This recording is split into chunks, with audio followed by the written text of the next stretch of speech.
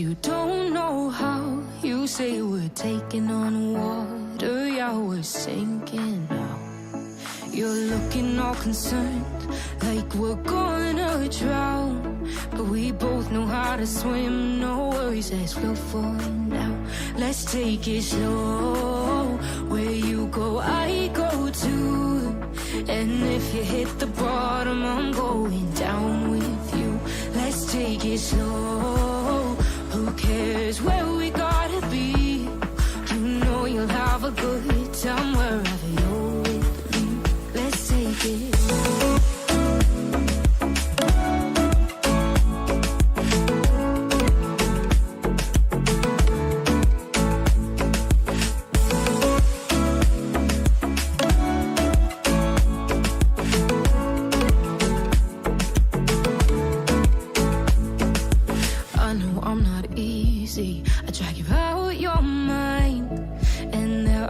I hate you, but baby, you're still mine.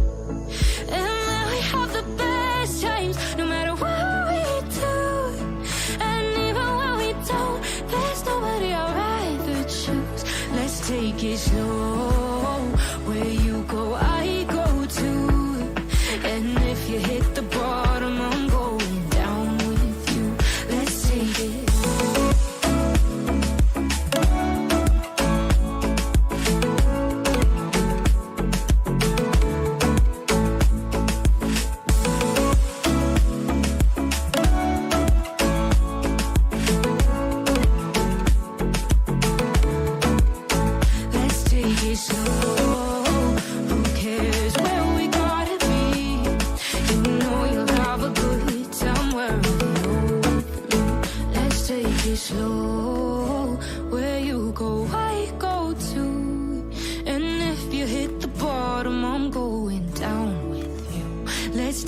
Slow, who cares where we gotta be? You know you'll have a good time wherever you're with me. You say I make you nervous, a tragedy, I'm a beautiful disaster, a reckoning. You wonder how I got this way. You think I'm someone to be saved, someone to clean up and tame. Oh, some things never change, never change. Oh.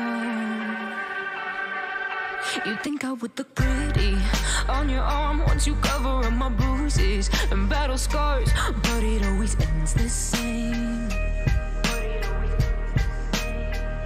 Can't bear the things I've had to face, got you crying on your knees in pain. Oh, some things never change, never change.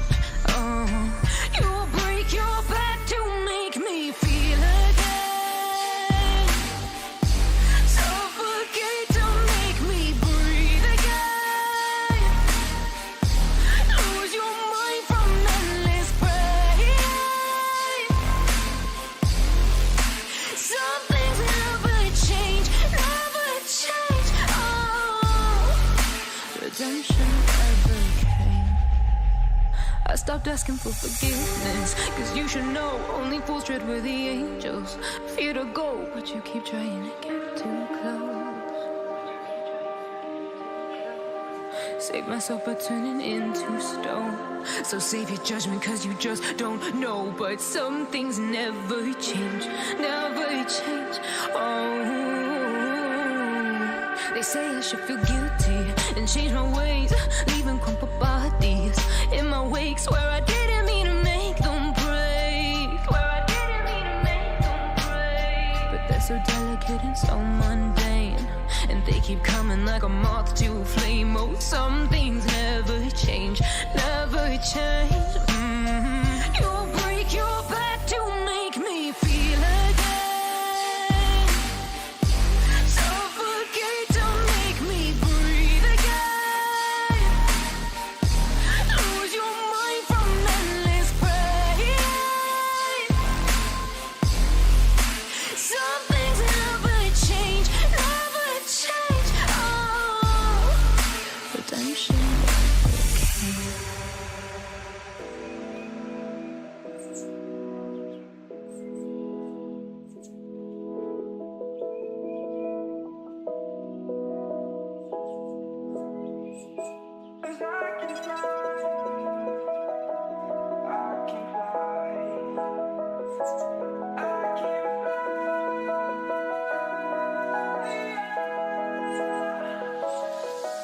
I'm crawling around, searching for higher ground. Can't see in front of me, my enemies. I've tried every possibility, ability to know if I can bleed. If that's what you wanted, you won't get it tonight.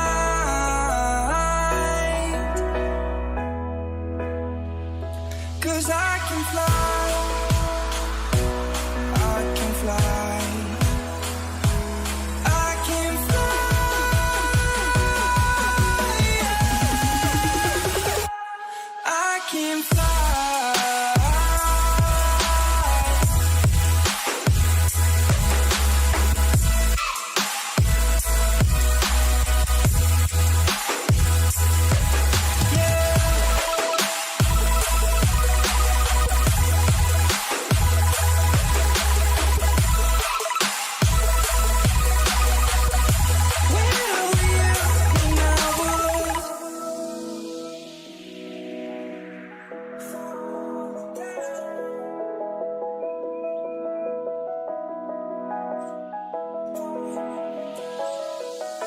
I'm crawling around, searching for higher ground.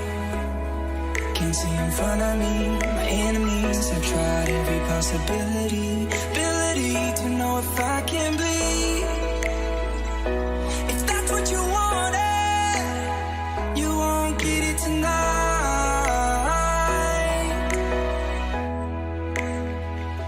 'Cause I can fly,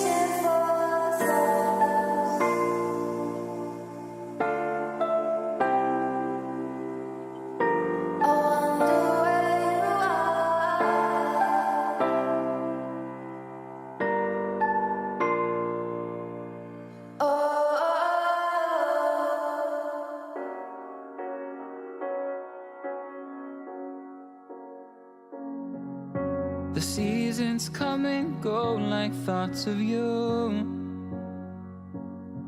Like a wave returns to the sea, into the blue.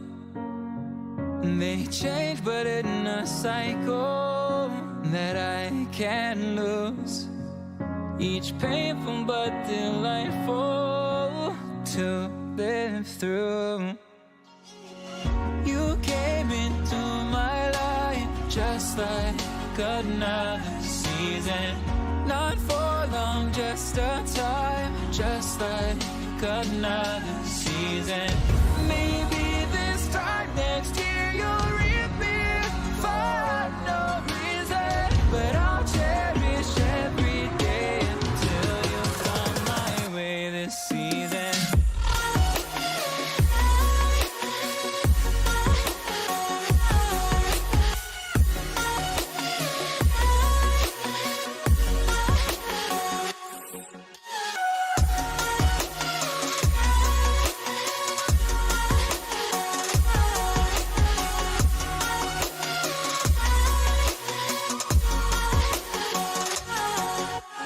Seasons turn and change just like your mind.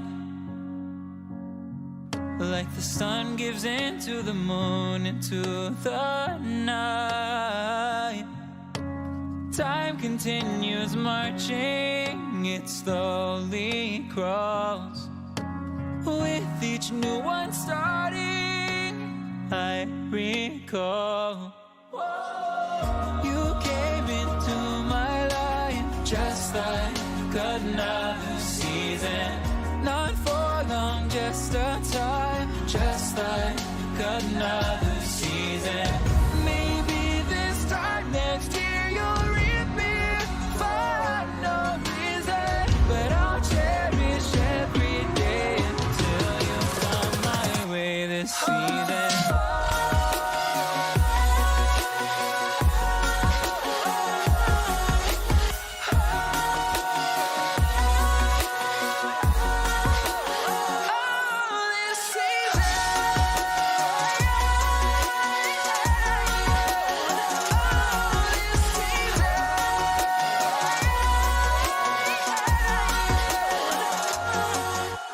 Time of year carries memories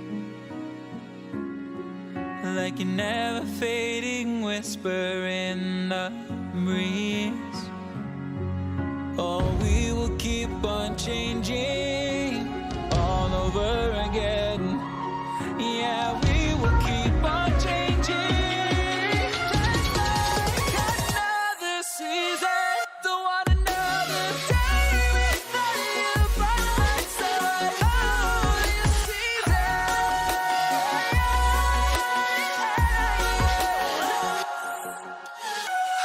You came into my life just like another season.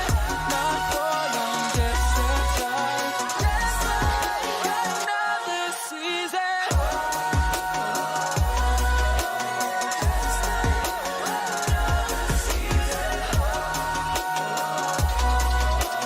Just like another season.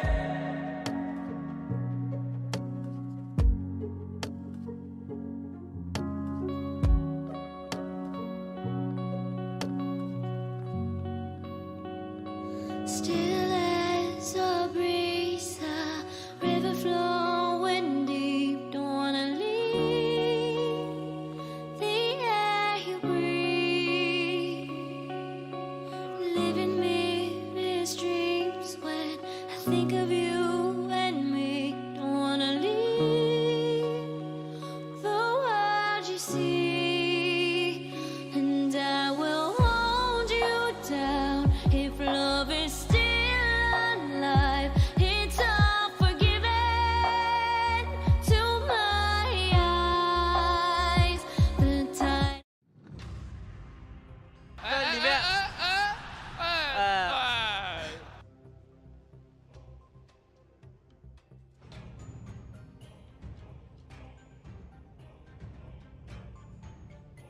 Ten seconds remaining. 5 seconds remaining. Radiant team ban.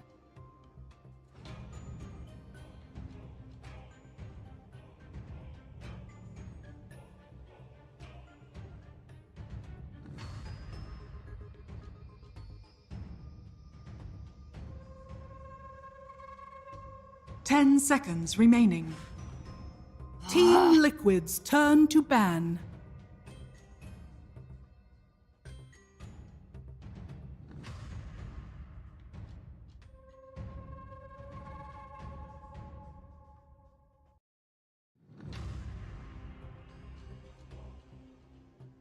Ten seconds remaining. 5 seconds remaining.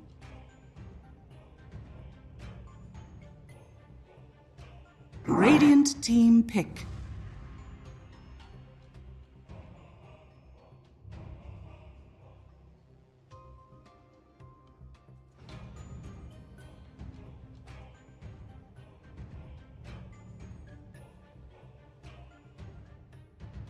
Ten seconds remaining. 5 seconds remaining.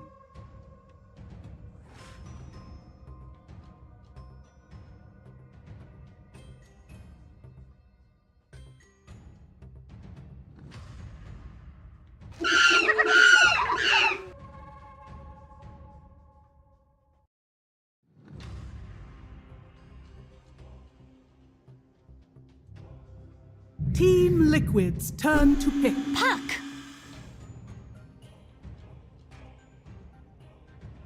Team Liquid's turn Radiant to pick. team. Slada.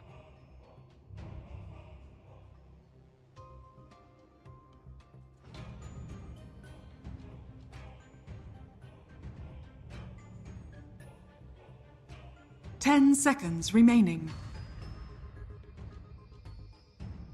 5 seconds remaining.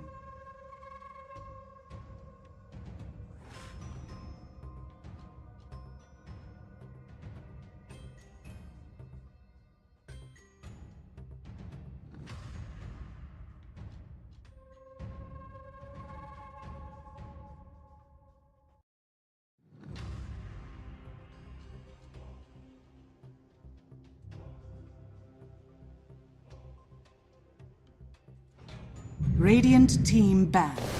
Treant Protector. Team Liquid's turn to ban.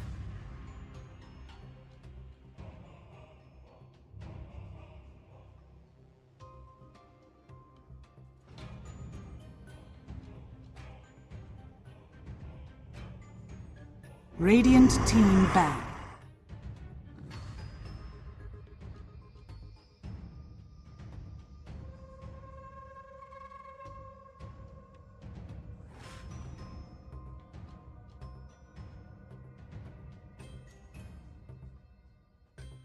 Ten seconds remaining. 5 seconds remaining.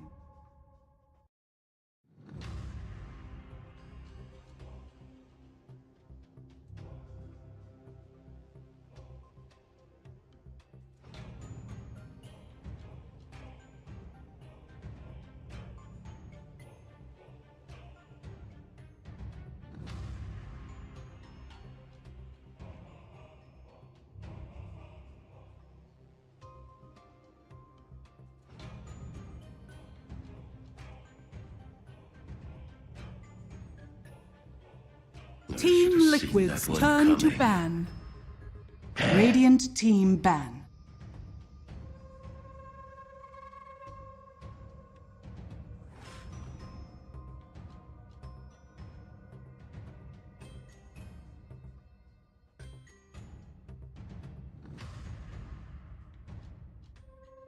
Ten seconds remaining. Team Liquid's turn to ban.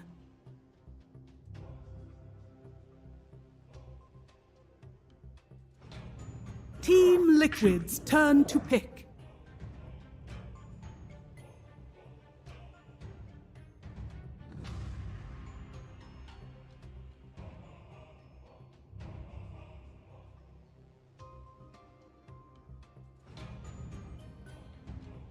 10 seconds remaining. 5 seconds remaining.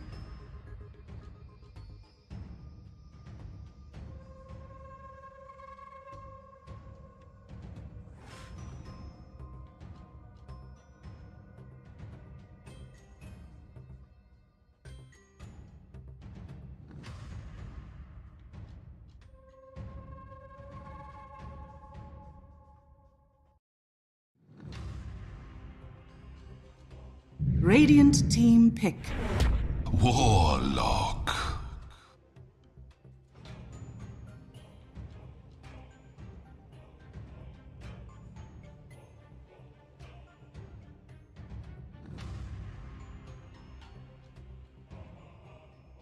Ten seconds remaining.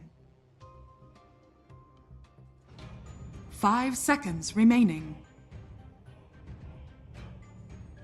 Team Liquid's turn to pick. Venomancer. Radiant team pick.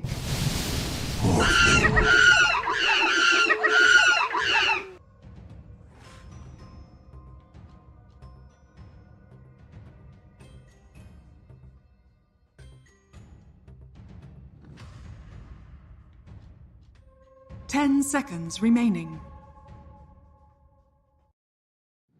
5 seconds remaining. Back. Drow Ranger.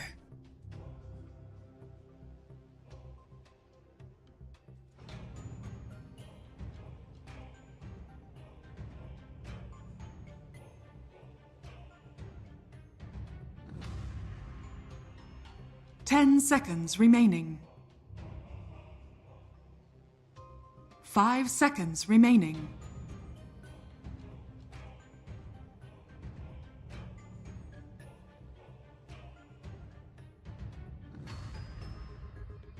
Team Liquid's turn to ban.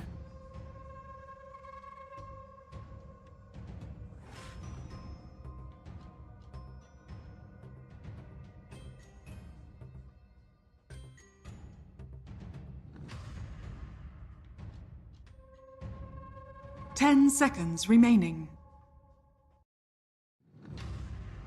5 seconds remaining. Radiant team ban.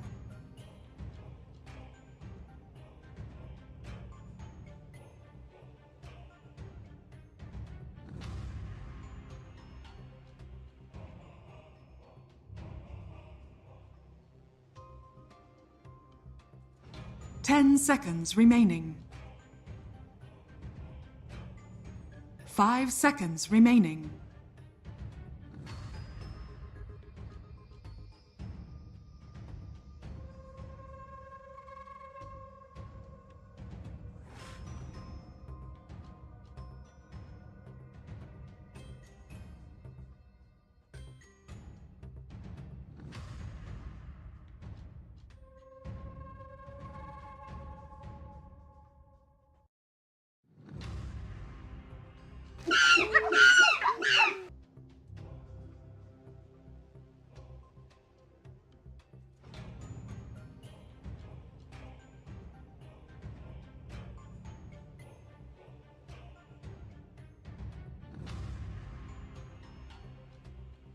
Team Liquid's turn to ban.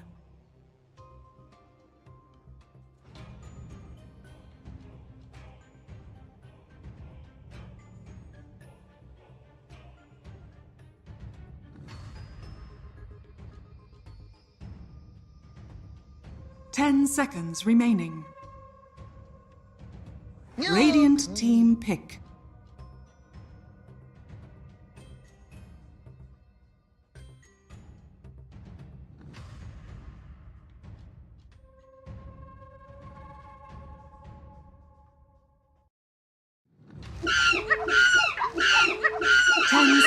Remaining. 5 seconds remaining. Team Liquid's turn to pick. Axe.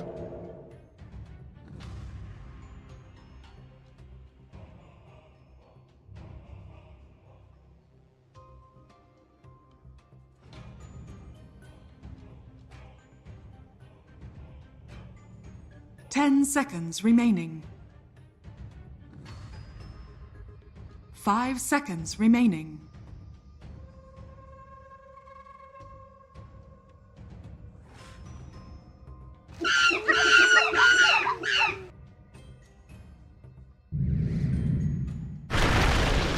Choose your hero.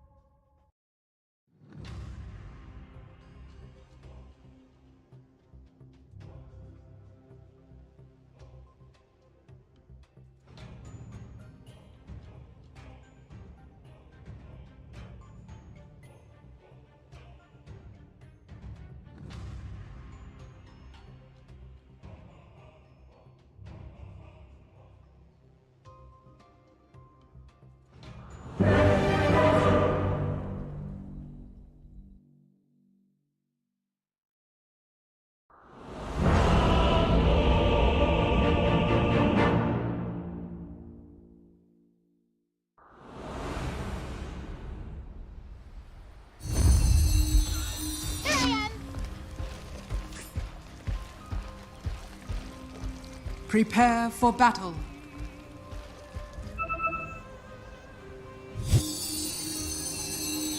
Was a puppy playing it, and the net worth advantage that it gave them was pretty good. It actually accelerated at a good pace. It kind of looks like he's going the same build. He's starting to regen, so that means that 3-3 is going to have a tougher time, but like he said in that interview a couple weeks ago, he likes playing the harder than normal lanes because he knows that it's giving more things to his team, which if they can get a good timing on the levels here for snaking, and Drow Ranger has a good lane, then they can absolutely do some good stuff and set some tempo that should put Team Liquid on the back foot.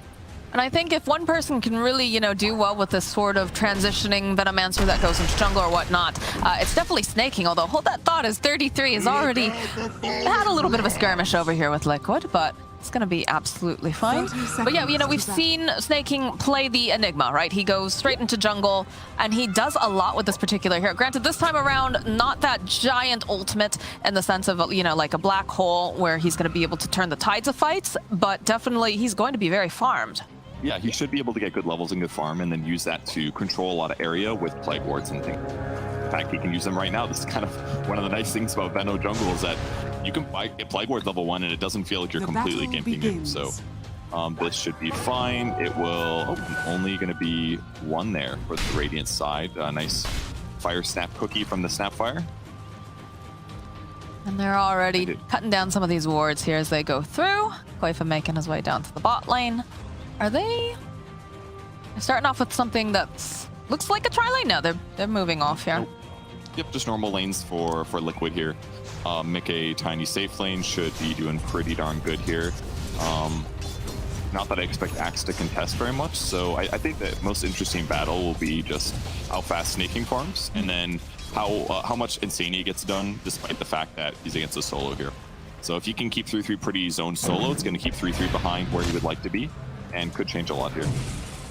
I mean, this is, as long as they start to do like some sort of stacks as well for the Axe, I think it'll be fine, even if he's being, you know, really challenged here. But it is interesting that snaking is starting off just straight off the bat in the jungle. Yeah, it should work pretty good. He's about to basically be able to pull 2 camps together. One's a large camp, one is a medium camp, I believe. So he should be able to accelerate pretty quick. Plus, Plus, he's got the Bladestone to amplify their damage by 10%, which ends up helping a lot. And Plague Wards deal extra damage against creeps and neutrals, less against heroes. So like, this is going to be pretty quick.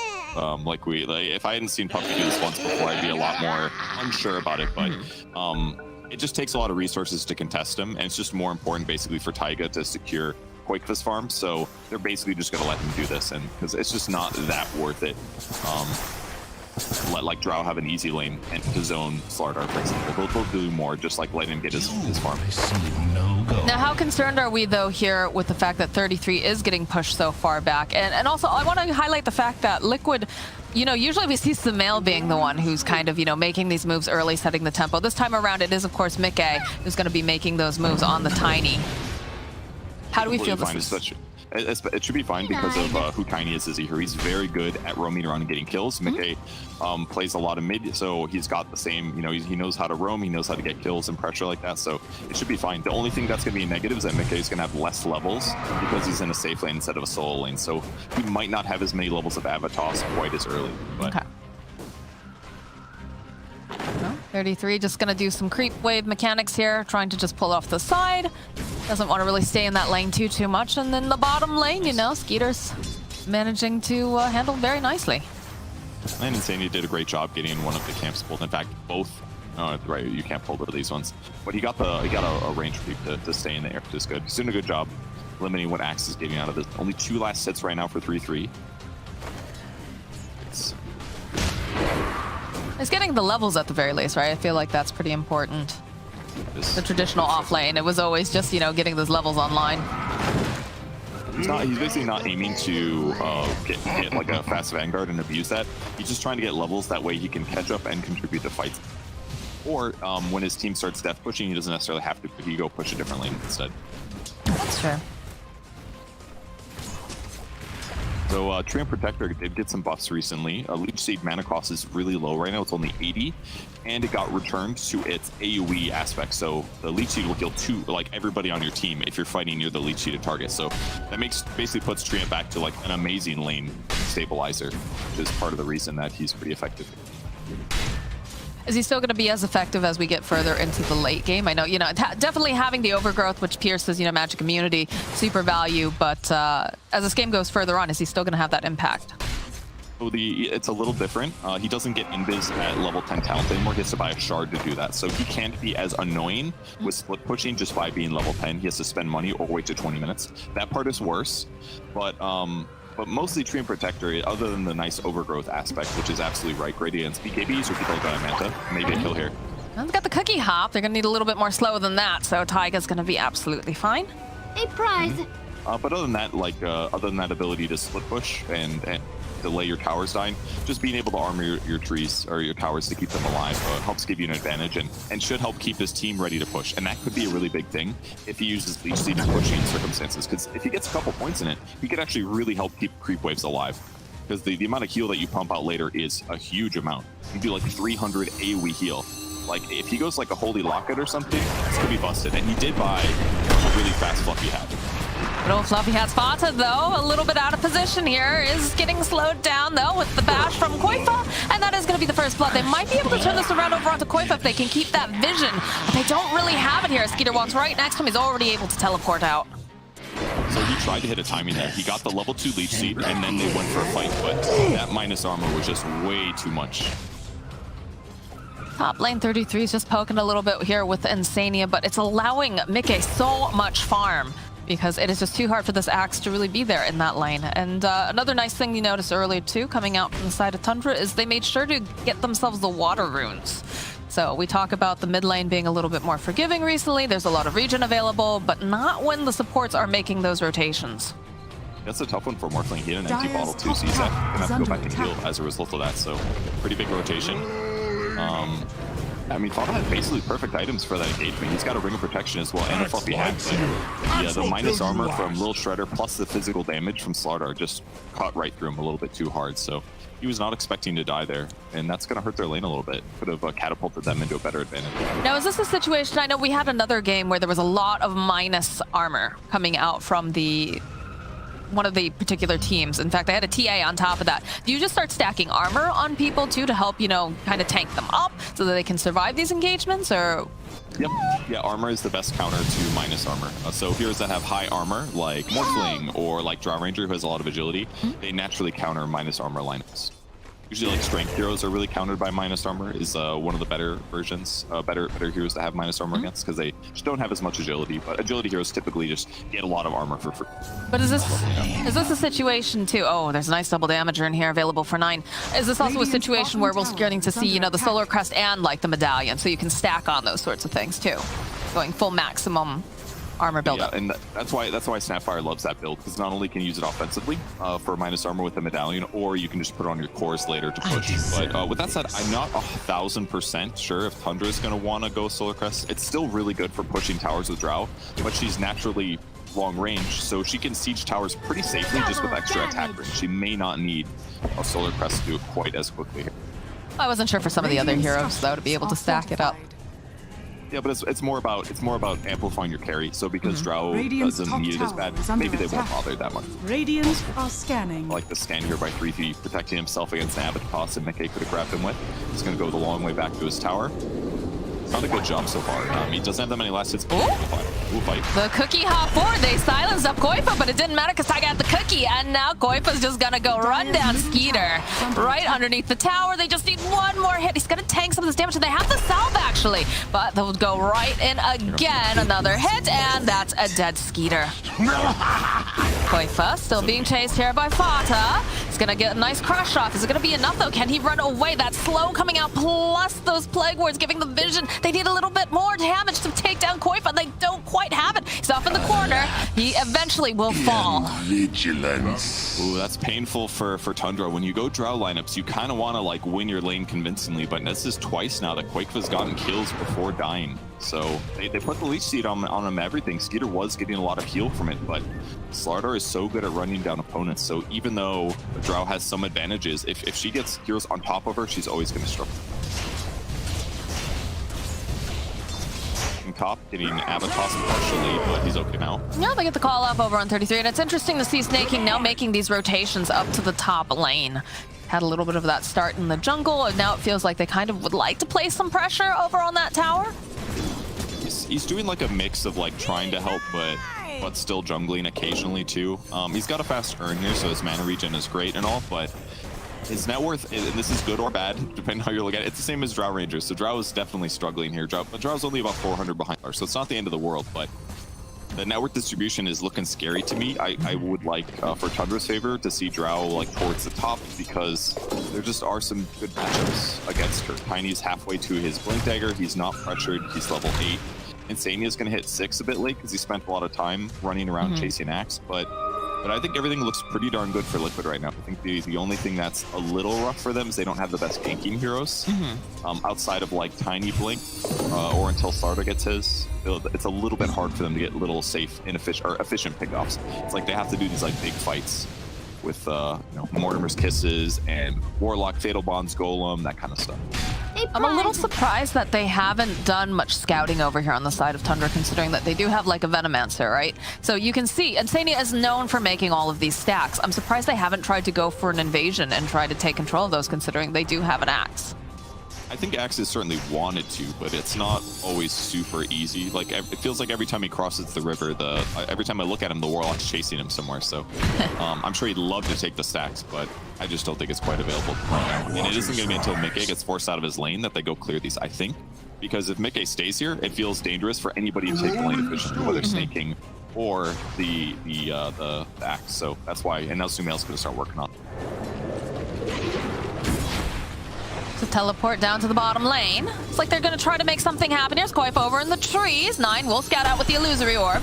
Koifa getting off that crush. They follow up the Dream Coil, though. Silence coming out from 9. Can they do enough damage? Tiny, though, he's here as well as he just tosses 9 up into the air. He will fall as well as Fata. And these long-range kisses coming out here over onto Skeeter. They could go for a dive. I don't even know if they need it. They don't.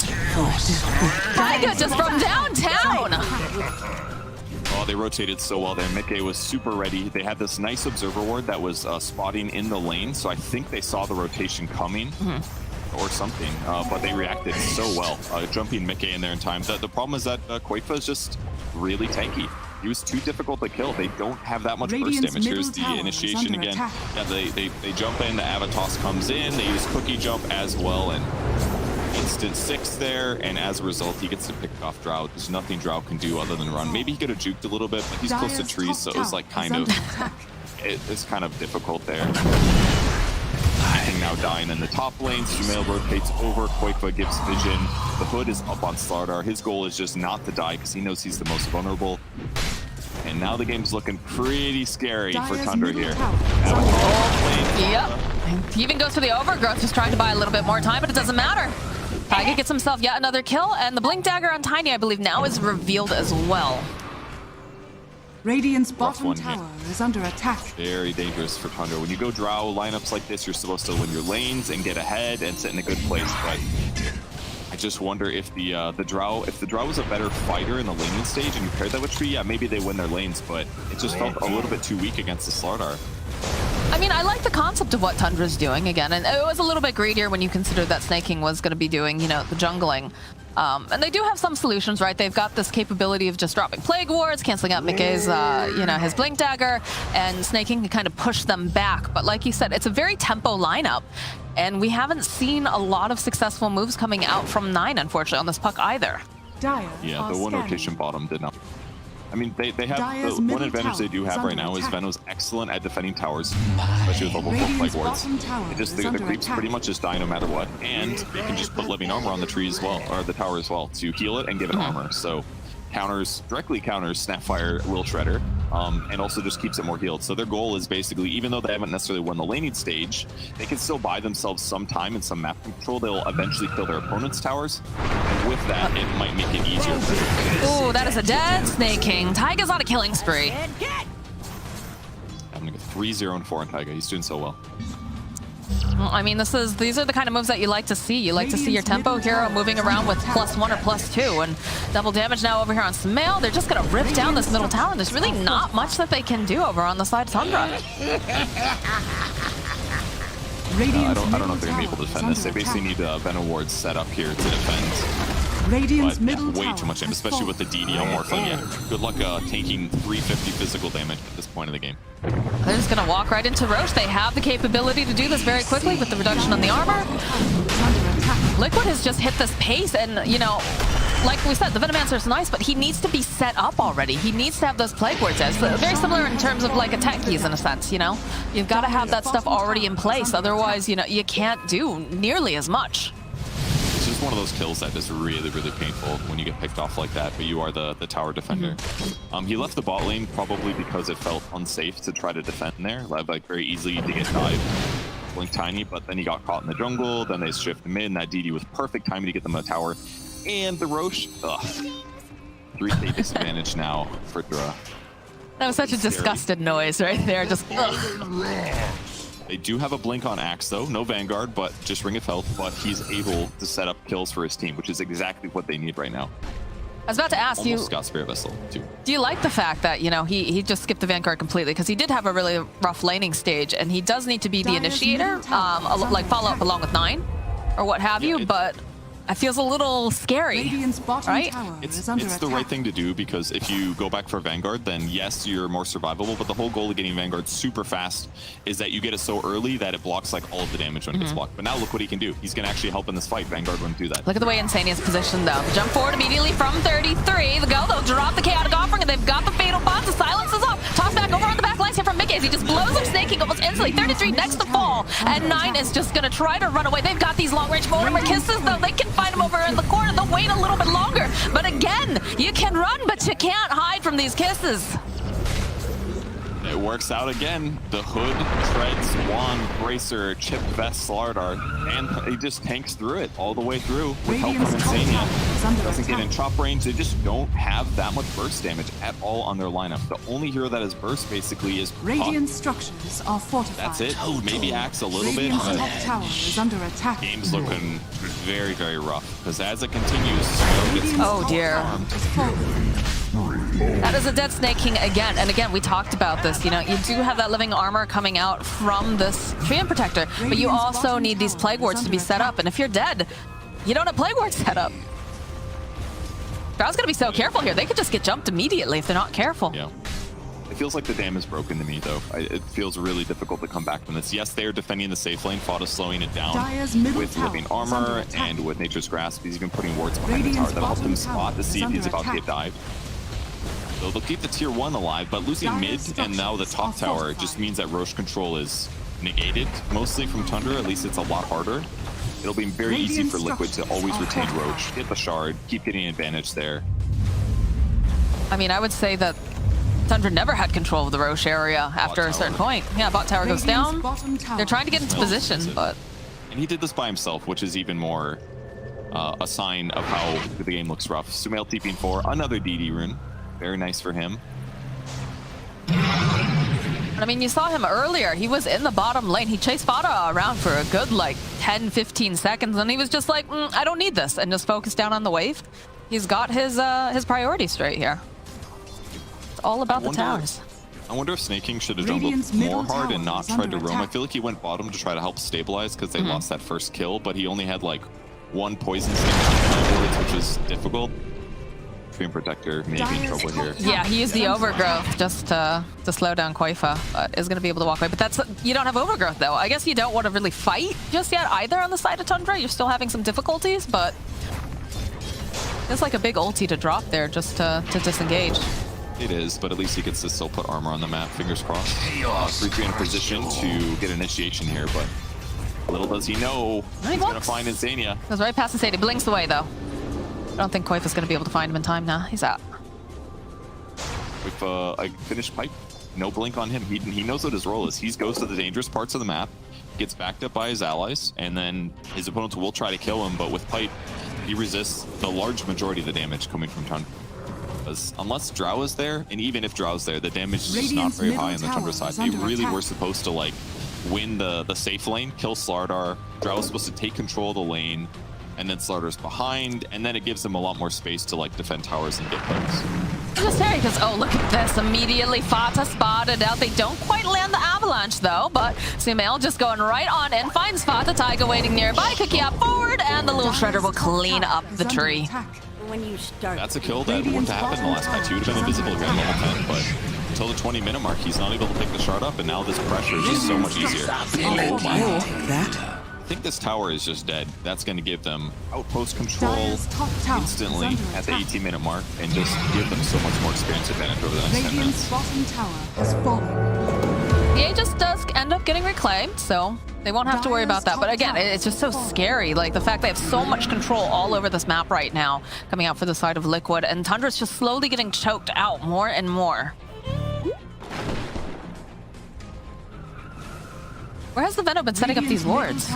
Is under attack. Just they took the top tier 1, which is something to do at this point for freebies. Yeah. Oh no! Oh, Skeeter! Vasari comes out, and that's a dead Drow. So. Under attack.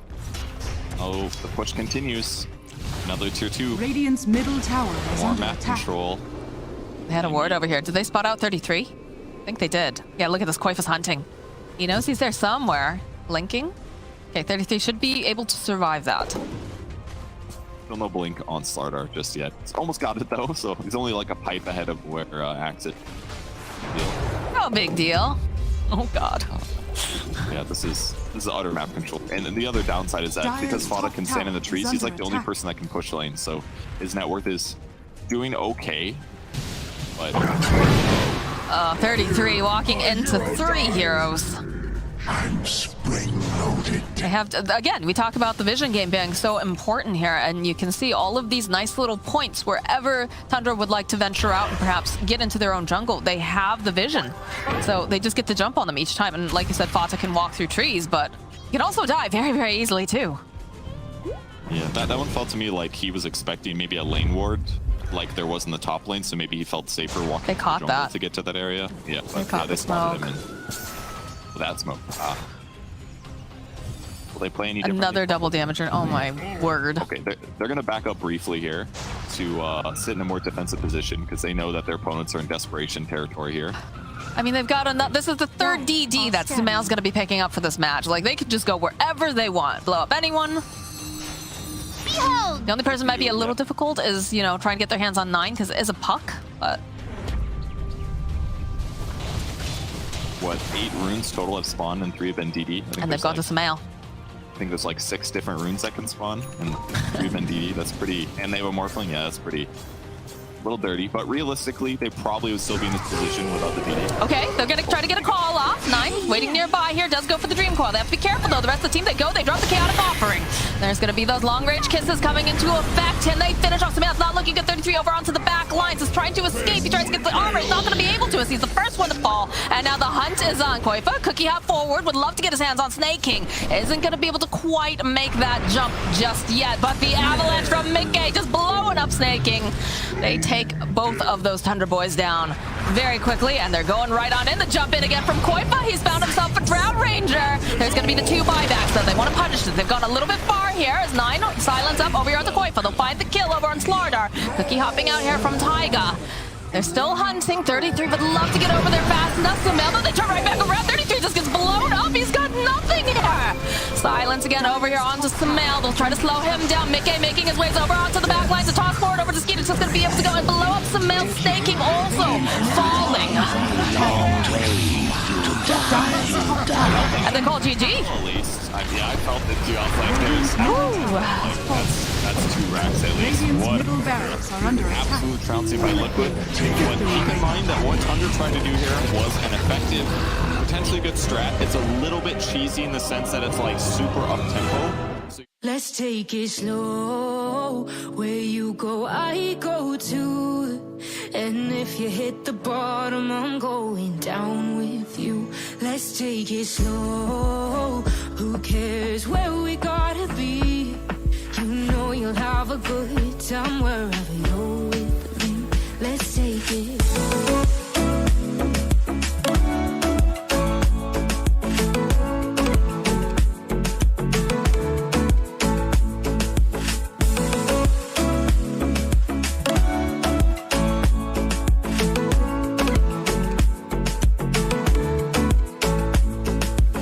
Ask me how we got here, 'cause you don't know how. You say we're taking on water, yeah, we're sinking now. You're looking all concerned, like we're gonna drown. But we both know how to swim, no worries, let's flow for now. Let's take it slow. Where you go, I go too. And if you hit the bottom, I'm going down with you. Let's take it slow. Who cares where we gotta be? You know you'll have a good time wherever you're with me. Let's take it slow.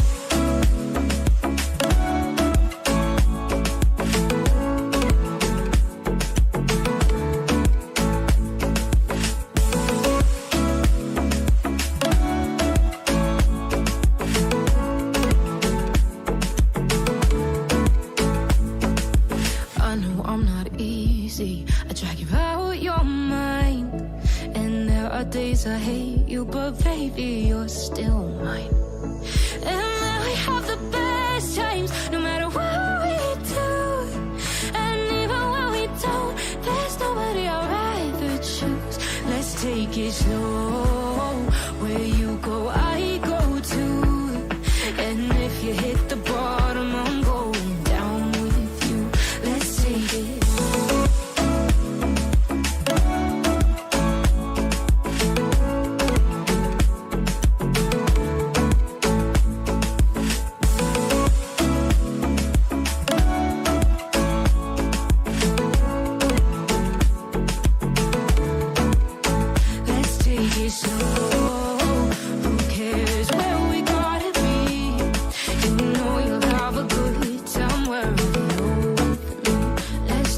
Slow, where you go, I go too.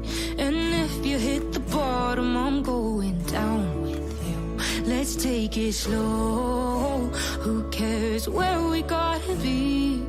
You know you'll have a good time wherever you're with me. You say I make you nervous, a tragedy, I'm a beautiful disaster, a reckoning. You wonder how I got this way. You think I'm someone to be saved. someone to clean up and tame. Oh, some things never change, never change. Oh, you think I would look pretty on your arm once you cover up my bruises and battle scars, but it always ends the same.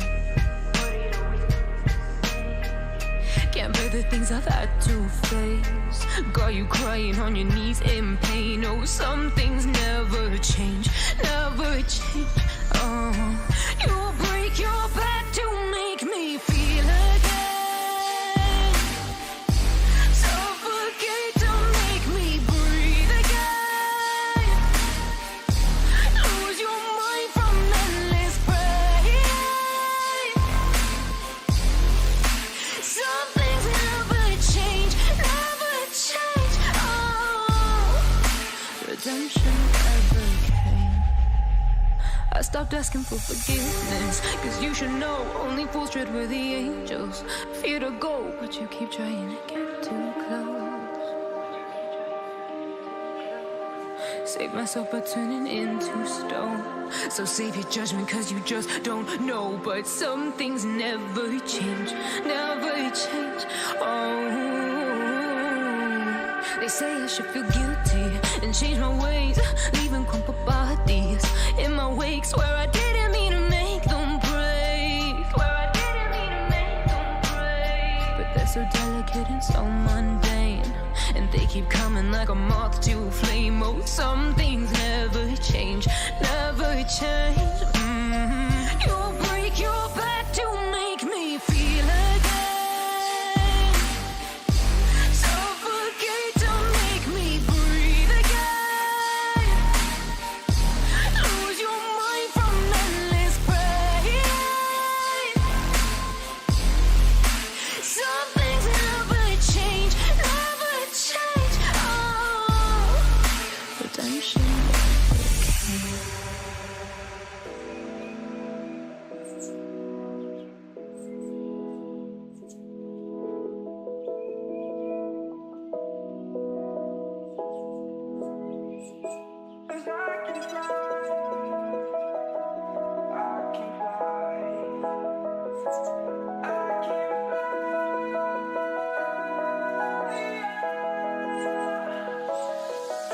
I'm crawling around, searching for higher ground.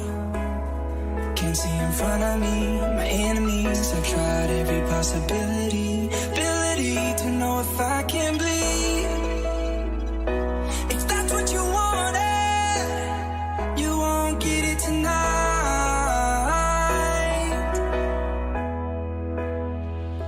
'Cause I can fly.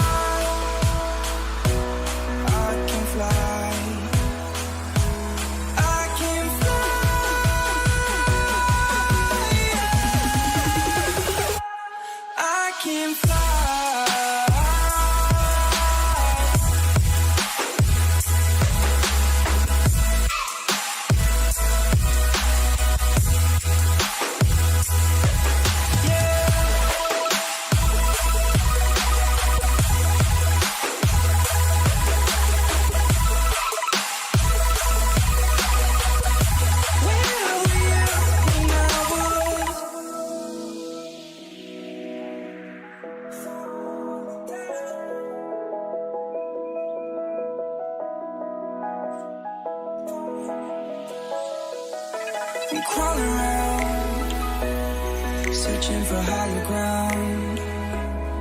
Can't see in front of me, my enemies. I've tried every possibility, ability to know if I can bleed. If that's what you wanted, you won't get it tonight.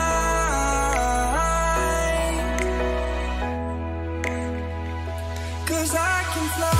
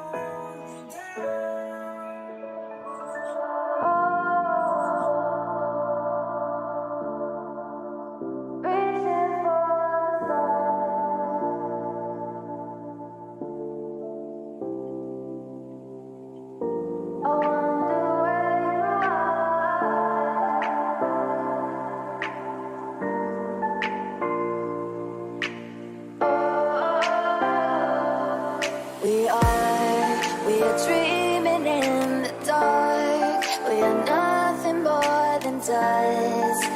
Search but you stay lost. We are reaching for the stars, but we're making this too hard. And I wonder where you are.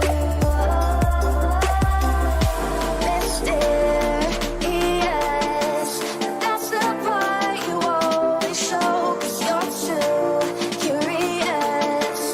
Maybe you should take it slow. Mysterious, that's the part you always show. 'Cause you're too curious. Maybe you should take it slow.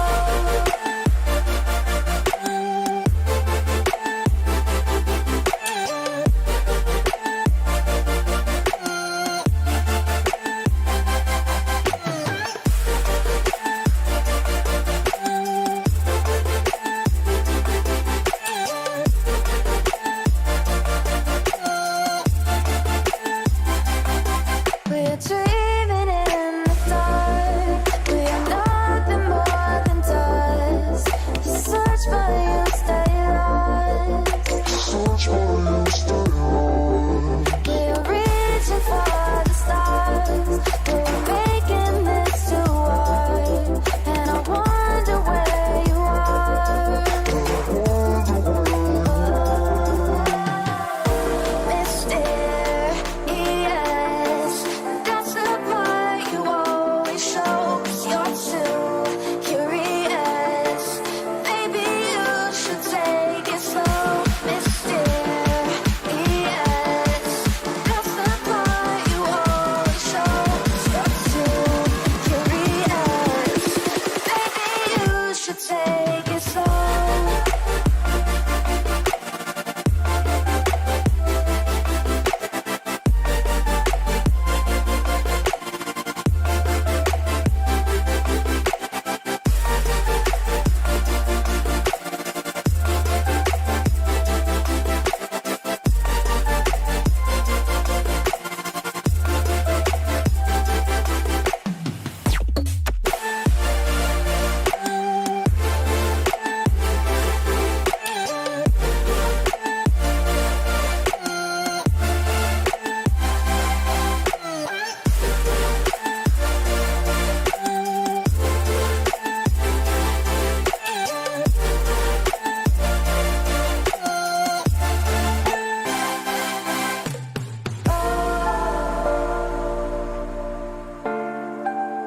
Reaching for the stars.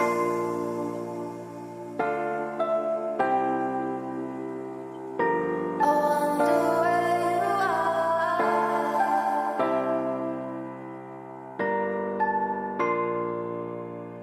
Oh.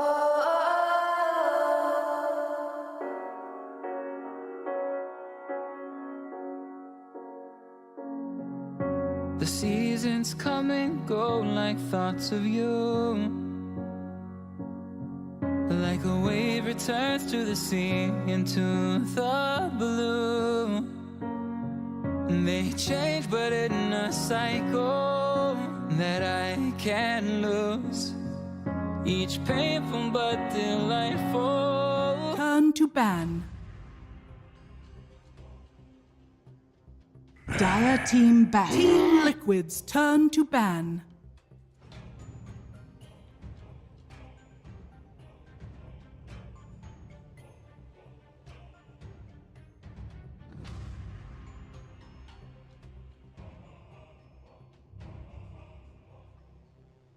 Ten seconds remaining. Dire team ban.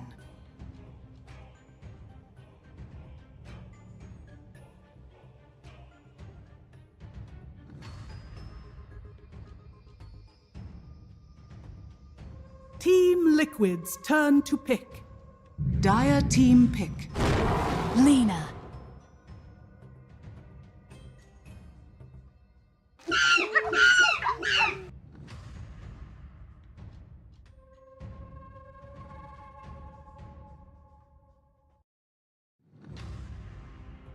Ten seconds remaining. 5 seconds remaining. Game 2, Tundra versus Liquid, upper division of the Western European DPC League. You're watching Dream League Season 15, powered by Intel. We got a great day of Dota here. Of course, we're in the middle of this best of 3 between Tundra and Team Liquid, which, by the way, this series super important for both the teams, and their series after this also very important for both the teams. OG versus Secret, by the way. I was going for the wrong side so that people couldn't hear me, and then it wouldn't be... Whatever, we have the draft. Here with T and Kyle. We're well on the way in the draft. Jeez. That is a very ambitious opener for Tundra. We've talked a lot about Puck. It is untouched in China, a region most look at as the strongest out. And the fact that Tundra continue to open with it, it has to be a Flata hero in this context. Because Liquid, they get their go-to Lina pick in a morph. If you show that Puck is mid, Sumail will play morph mid, and he will once again dominate the matchup. Yeah. But this is something where the format of DPC allows teams to have development, right? Like we saw previous weeks, it was the Leshrac, it was the winner. They relied heavily on a small hero pool, and now they've had a weak break or whatever.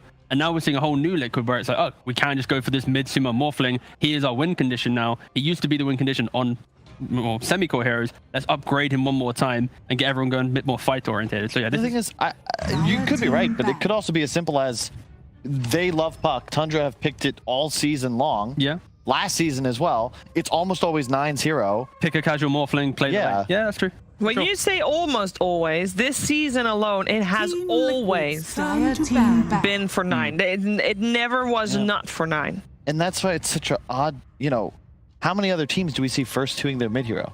I think that the main thing here is the fact that in Europe, Puck is such a hot commodity, but in other regions, for example, like China, the team that won the major, they're barely looking at it. It's like not even in the It's not as good. It's a European thing. That's the main thing we're getting at here. Yeah, because we see quite a few teams at the moment picking their mid first, but not Puck. Yeah, so for example, like we've heard in many interviews now, the idea of mid being that easier lane to play draft here is like the Storm Spirits, the Pucks. Yeah. You can and not after you've just been destroyed on Puck.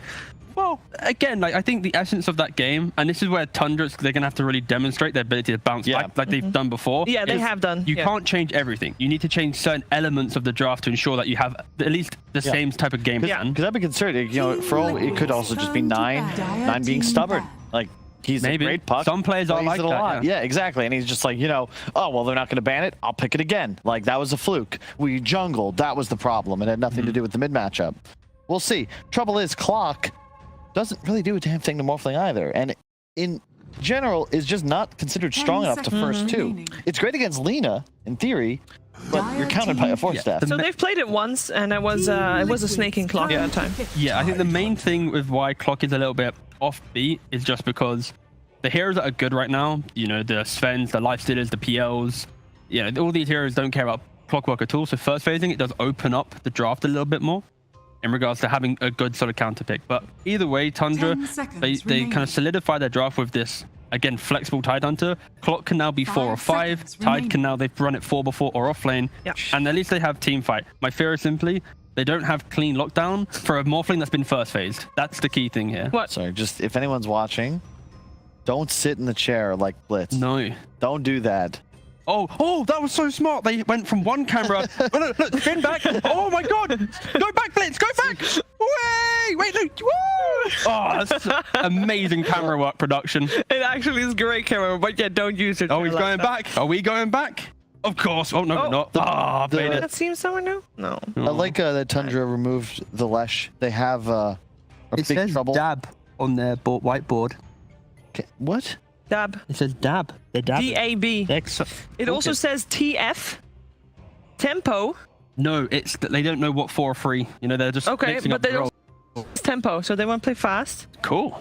Yeah. Inside the brain of Liquid. What does he say here? Coach, player, AWP, rifle. What, are we Excuse me. Spy? What's going on? My little eye. I saw something with. This is what true competition is about. You don't just read what your players are doing in-game. You also try to figure out what they're talking about. Ooh, okay. Did not think Winter Wyvern was something that they were talking about. I don't mind it just for the fact that you now, if this Clockwork is your 4 position, you have a 5 that can disconnect himself from the type of damage that Clockwork brings to a lane. Yeah. It's also not removed by Kraken Shell, so theoretically later in the game you can target a Tide with it or use it to combo break after a Ravage. The ult, that is. I guess, yeah, a key thing as well is just the idea of they wanted to have one aspect of heal with the Morphling. We saw how dominant that Morphling Warlock is within the game, and now they have Wyvern Morphling, same concept. This Cold Embrace when he's low gives him so much HP. The effectiveness of heal is amplified on this They're hero. clever. They turn their board around so that we can't read it. But Sheeves, it's the oldest trick in the book. You only show your enemies what you want them to see. Yeah. Remember Thunder Predator, the tweet, which was like, we play, what hero was it again? Was it the IO or something? Yeah, something like that. We're practicing lots of IO. Ha! Shame. Just was a tweet, mate. They ban it. They lose the series. They actually, that would have been too obvious. They just included a screenshot of them practicing, and it had their carry player playing. See, there we go. So it wasn't, you thought, oh, I'm clever, I'm going to find out what they're doing, but it was actually all a ploy. Shadow Demon, definitely underrated, but immediate Void Spirit from Liquid. SD at least is a very good counter to Morphling. When Morphling does poke up to high ground, you disrupt him, you get your own double illusion, you can quickly burst him, or at least put him lower with the Soul Catcher, but I'm just the lack of lockdown right now and early presence in the game. Damage. Yeah, exactly. Tundra, they've got kind of cute answers to their heroes, but like 25 minutes plus, these big mid-game fights, the utilization of the big spells, but early on, their entry to the game, what they lacked in the first one, it's non-existent. This reminds me, honestly, of the series beforehand. And the other issue with SD is whenever I'm playing against a hero that has your disruption is a setup stun for Lina, if not controlled. And I once again, I'm just concerned that Tundra is. They need a dominant laning phase, otherwise their draft won't have damage. They have last pick, of course, but is that a Medusa ban? That's a Mars ban. He does sound like Medusa. Yes. So are we saying then so in regards to Tundra, the way they're playing this game, it's Tide Hunter off lane with SD4, utilizing the Shadow Poison to make stacks, Fat Tide, a Clockwork 5 to enable some hard carry. And then for Liquid, they're most likely playing Morphling and Wyvern in the same lane. Void Spirit mid, a hero that cannot get ganked by the Clockwork. And then you have Lina being enabled by some big melee off lane that Koif was yet to pick. Centaur still in the pool. Not a fantastic hero in the game. Would make the clock very happy if he's playing against Lina. And the top. And they go for let's go for Slaughter. So this is in truth a terrible Slaughter game, but we were talking about in the green room during that last game. It's never Slaughter will always do what Slaughter can do in a draft. Roshan gives you Roche, minus armor, very tanky. Not great against SD, Tide, or Clock. Like, it's actually a really rough game for you, but Morph Slaughter, we saw in the last game, activates Roche at 15 minutes, and in addition, ensures that Morph will be king. Now, Tundra, you need a carry, and I don't know what it is. You're laning with the Clock. Maybe it's like... It has to be like a Medusa. I think they need a big win condition like some Spectre or something that just rinses through the backlines. But you're gonna get. I know you're gonna get. I know exactly. That's the issue right now because of the first 4 heroes. With the lack of damage, whatever you pick here, whatever win condition, it's gonna feel awkward. And they picked Terrorblade into a Morphling and a Wyvern. Yeah, so they picked Terrorblade into one of the better counters in regards to the carry matchup. At least it's a high armor hero for the Slaughter. But yeah, my big fear for Tundra is once again. Their win condition isn't the best win condition. That is the first Terrorblade in the upper division, by the way. Yeah. I'm a little bit concerned from Tundra. They just lack early damage to kind of cushion the Terrorblade's need to farm. And that should allow Liquid to apply pressure. But at least this time, Terrorblade isn't going to be the one feeding in the Slaughter lane. But if Lina has a really good lane and applies that pressure by dodging kind of Farda's presence, then I can see TB having pressure. You just hit him. Like, you might be able to land a kill with a meta, but it's going to be on one hero at most. Remaining. With meta down, you're going to be in danger. And for me, it's not the top lane. It's about how are you going to make moves as Tundra. You have so many huge cooldowns. Without meta, without Ravage, you're not taking a team fight. And Liquid, they need 1 kill, and they can capitalize. It's just... TB Nine has to do much better mid to start. Nine has to have a good time, but TB also needs to get to a point where he has a quick enough Scardy butterfly timing where he can actually be the frontline damage dealer. But that alone, that's so much farm. Yeah. Morph. Last game, we said that the draft was great from Tundra, but it needed a high level of execution. How is their level of execution needed for this game round? Even if you guys don't seem to like the draft all that much, is it at least easier to execute? Shouldn't get ahead of ourselves. They need to just not get crushed in lanes. Okay. That's step 1. Step 1. They need item advantage on TB to offset how good Morphling is into TB. Because if you have some Scardy advantage and you get the like the right initiation. I can see them having nice pacing, but it's stop the Roshan going to Liquid, don't get bodied in all lanes, and have a jungle to farm so that TB can use the SD stack teammate. They want to do the same thing they did last game. Abuse wave pressure, get this insurmountable advantage. Terrorblade suddenly is 7k ahead of the game, and now you can't fight because there's a tide waiting there to ravage. Exactly, yeah.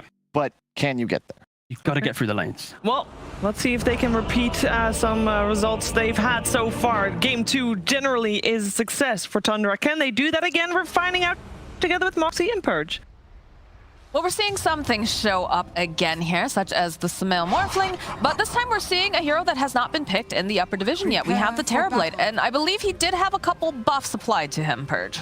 He did. I just looked them up. Okay, the first one that's probably most significant, his base armor got increased by 2. That is a huge amount of physical resistance. And against a Slardar who does all physical damage, this is going to be good. Like, him getting pressured and killed by Slar is going to be way more difficult.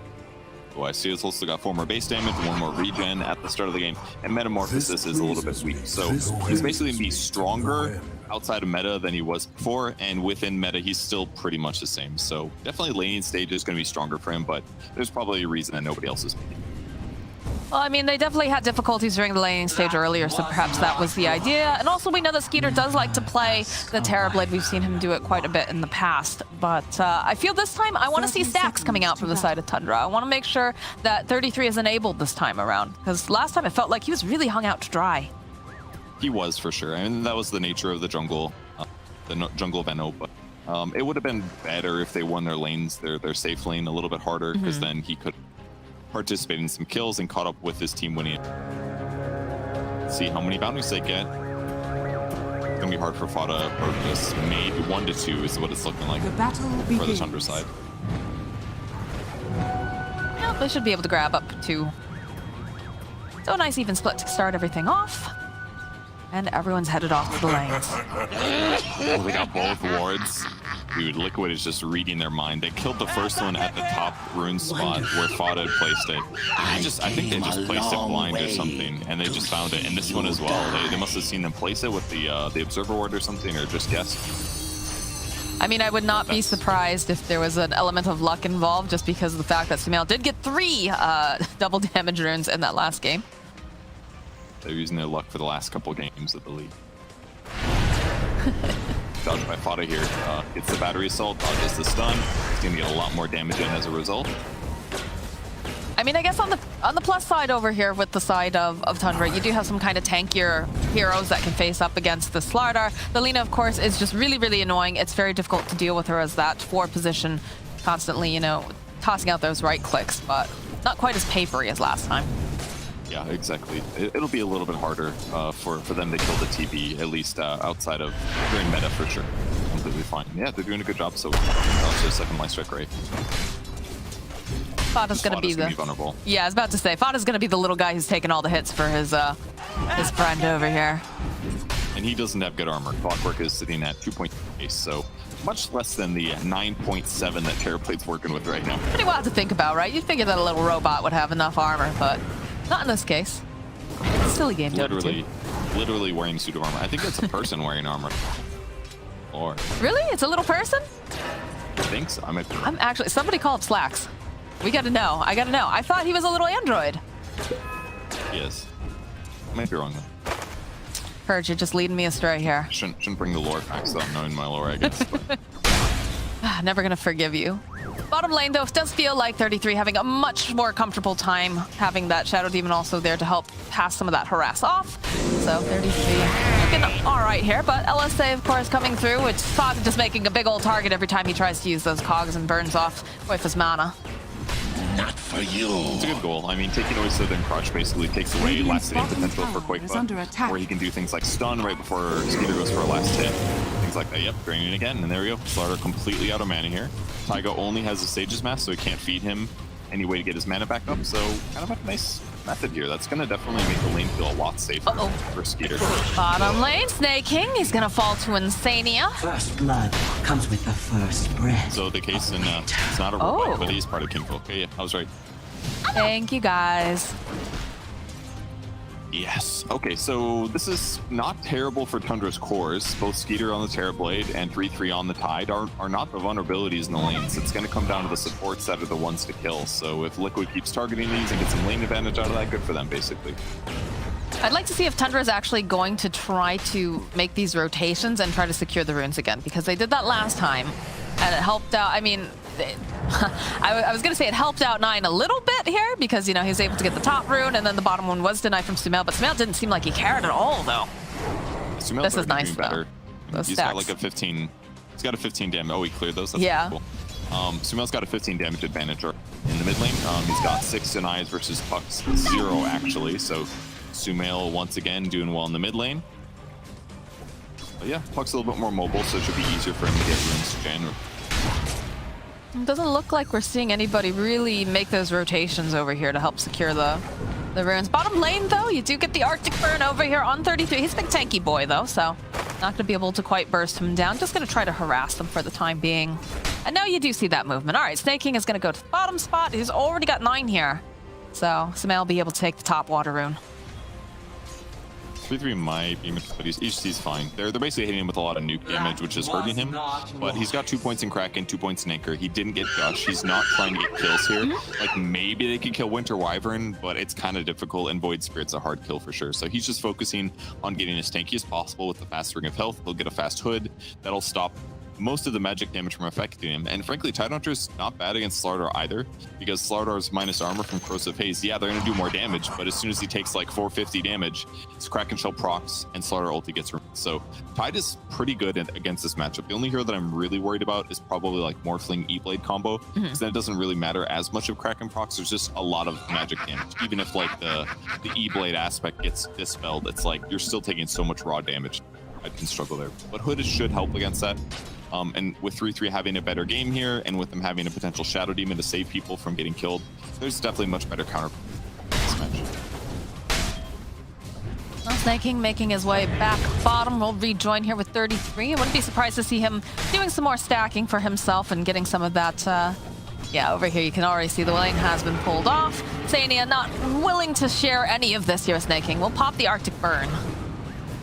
Which again, it's actually quite nice against the Tidehunter too, right? The fact that it's got the percentage base. Yeah, Tide has pretty high health, but not like insanely high. And if he takes too much damage, it does actually dispel it as well. So it kind of works, but it's like, Tide is just, he's looking really good in this game. He's gotten 3 points of Kraken as well. He legitimately wants to be able to solo lane against Void Spirit, and this could actually be pretty bad for Void. Because with Tide finishing his Hood at this point, if he just picks up like a Phase Boots or something, 3-3 is going to contest this lane. And that's going to allow Snake King to leave too if he wants to.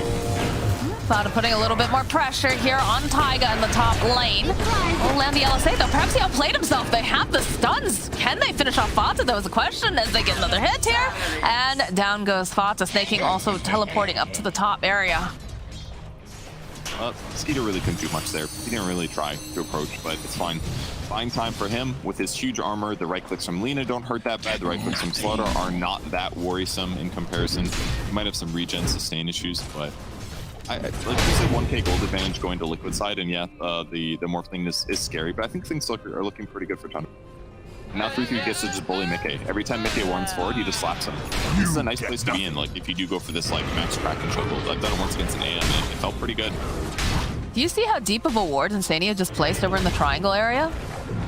Oh yeah, that's pretty deep. He spotted out the stacks too. Like he's got a lot of information over here. There's like a stack over to the side, but disruption. Snake King grabbing up the arcane. Can they make a play here? Is the question. The silence. Some mills already starting to morph it. So no burst, or enough burst damage, I suppose I should say, to really enable him here. As Snake King, he's trying to get there. He gets the deny off. Samil's got to be pretty miffed about that. It's okay. He'll just morph and get all his health back. What's a water boy without water, though, Purge? True. Well, that was a bounty room. Well, yeah. I meant the bottle. I meant the bottle is, you know, a liquid, and he's also a liquid, so. Okay. You're going too literal on me, Purge, please. Over here, again, the cogs come out over here on Taiga, and Snake King's there. Skeeter doesn't even, I guess he'll turn around. He's like, yeah, I could go for a hit here, but he's a little bit late. I'm not sure, do they have enough? Yes, they do. They have enough stacks of that Shadow Poison to take down Taiga. That was a little scary. That was only level 1 Shadow Poison. Shadow Demon was only level 2 there, so it was like close to him surviving, but he didn't kill, stabilized the lane. Net worth advantage is decent right now.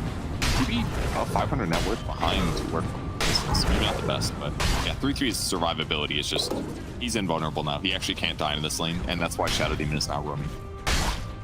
And we'll get stuff done. 3-3 level 7 now too. I don't even know why they're trying. He's like legitimately unkillable, unless somebody rotates, I suppose. Yeah, but you have a feeling that Smail's probably going to stay up here unless he gets a specific like rune of opportunity, or the fight actually gets brought to him, but yeah. If 3-3 gets killable, yeah, they can maybe do something about it. Mickey used an Astral Step earlier to do some poke damage on 3-3, but I was like, what's the point? I think he's just figuring out now that Kraken Shell is maxed out. That's not something that's super obvious right away. You got to hit him a couple of times, check some numbers, and be like, okay, this guy's legitimately impossible to kill. So even though he's not going to farm this is necessarily as fast, just staying in lane is already going to do a lot for his hit. So. And it's interesting how they, oh, there it is. There's that double damage rune for Tundra this time around. But yeah, you know, you saw the fact that Snaking, he made this rotation fairly early once he realized that 33 totally fine here soloing this lane, not going to be pressured out. And now we get a smoke coming out from the side of Tundra, so perhaps they can make something. Insania, though, will be the one who breaks the smoke. Waning Rift coming out. It's going to just go over here to the high ground. Got a bit of vision. They have great heroes, actually, for that, as Insania now is just going to try to draw away their attention. He's going to tank the gank here for his core, though he does have the capability of staying alive a little bit longer. This is a lot of time that they're actually just spending trying to take down Insania. Eventually, they get him, but that is not the target that they wanted on the side of Tundra. Yeah, they definitely wanted. I mean, they still could die if they didn't use Dream Coil. That's the crucial thing here. I mean, yeah, McKay's going to TP away. It seemed a little lucky that Insania found him. He seemed surprised when he moved in there. Looked like he just wanted to put a ward down, but Hype comes towards Fada. He's level 5. He's got a tango though, so he can actually get out of here. Teleports are coming in though en masse here. Battery Assault slows him down just a little bit. McKay with a step forward over on the back lines though. 9 finds himself a kill on Taiga. They'll get the kill on Fata, but he's bought some time here for those supports to make the rotation at 9. Can they do anything more, I guess, is the question. Is under attack. Hard. Especially with McKay. Oh, and Insania. They're all making these moves as Sumail just continues to farm up and enjoy the space. Is so strong with the DD though. Like, has some burst issues here, but with double damage. It was pretty simple for him to pick up the Lina kill. Dodges the corrosive haze that would have come out. Here's a bottle refill. Thomas maybe they'll fight. Like, here it comes. Looking for the Splinter Blast. 9 just immediately ducking away. Hogs was so good. Pushed back Quakeva, no chain stun. That would have gotten Puck really low, maybe dead. And now they can defend. What's happening in the meantime? 3-3's taking his own tower by himself. He doesn't care. Well, they can't. It's going to touch him. Yeah, they can't do anything against him right now. Everybody's here playing the top lane over on the side of Liquid. So 33 is just, you know, a stark difference from game number 1. It helps when you get a little bit of help at the start of the laning stage to get to that fast level 2 crackle. So he's queuing up Blink Dagger afterwards. He's got phase boots. He's about you know, a third to the way to Blink Dagger, but now he's going to go mid and push out. Sumail pressures a little bit, and this is the next tower that Tundra doesn't want to lose. He's basically doing the typical off lane thing: get tanky and go in the lane that you want to pressure or that you want to stop your opponents from pressuring. I mean, this is the tower that you really need to protect. Obviously, you know, you're going to have the TB. He's going to be going and jungling during this time. But the middle tower, especially when you're going up against a Slardar lineup, is so incredibly valuable. You want to make sure that you can get in there fast if you have any sort of inkling that they're going for that early Roche. Yep, exactly. You need that close teleport point, but 3-3 just tanks the tower. It's hard to tell that's hitting him. He's walking 54 of the damage. The rest has to match to his armor in this region, which is still really high, so he's going to get a spot. He's taking a decent amount of damage, though. Yes. It's slow, but he is taking damage in the bottom lane. Koifa. 9 is hunting, does end up getting stunned, though. They get the silence. They're just going to dodge away. They'll go and throw out that disruption over onto Koifa. Dream Coil's going to get used as well. He's going to keep blinking away. Ooh, 9? 9, you might be in trouble here. Doesn't want to snap that coil, though. We'll turn back around, focus attention over here to Snaking. Snaking may end up being the one who goes down here, but they have the illusory orb. Can they get over there fast enough? Yes, they can. They take down Koifa. Strange time to close, hibernate. but a huge kill. Snaking gets 6 out of that one. If they don't have Shadow Poison, they just don't have enough damage to kill the Slardar there, but fought to the death, but wasn't quite enough for him. So Tundra's getting stuff on the map, unlike last game. These puck rotations, with the help from their higher damage supports, is making things work. Ooh, Insania. It looks like the Terrorblade doesn't want to go after this, though. It does have that illusion over nearby. Terrorblade's lifestyle is basically like he doesn't want to do anything for like 15 to 20 minutes if he can help, because he just doesn't do anything. If the fight comes to him and he can use meta, he's like, okay, sure, I'll do some damage and get some kills. But like, if he has to move at all, he's gonna have a bad time. It's just better for him to hit creeps almost always until he hits his item timings. He sounds like a teenage boy. Mom, I don't want to do this right now. Give me 15, 20 minutes. Comes 25, 30. Game went really long. It's sorry. It's not my fault.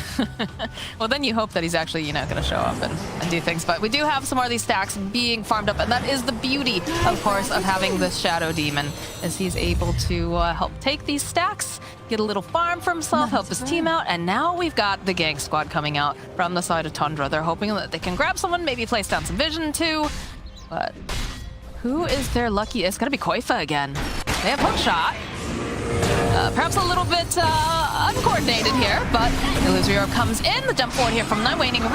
They'll follow up with a Dream Coil, and that's a good Winter's Curse coming out as they go right back against the Mez, looking to just blow up someone if they can. This Clockwork is not looking too healthy. Bata gonna try to run over here. He's got his little cogs up. Looks like he's gonna survive. Oh, no, he's not. He goes down as 9 gets cleaned up by Mickey, making his own rotation. So big rotation coming out from Liquid to ensure that they can stir up their jungle. But in the middle lane, move.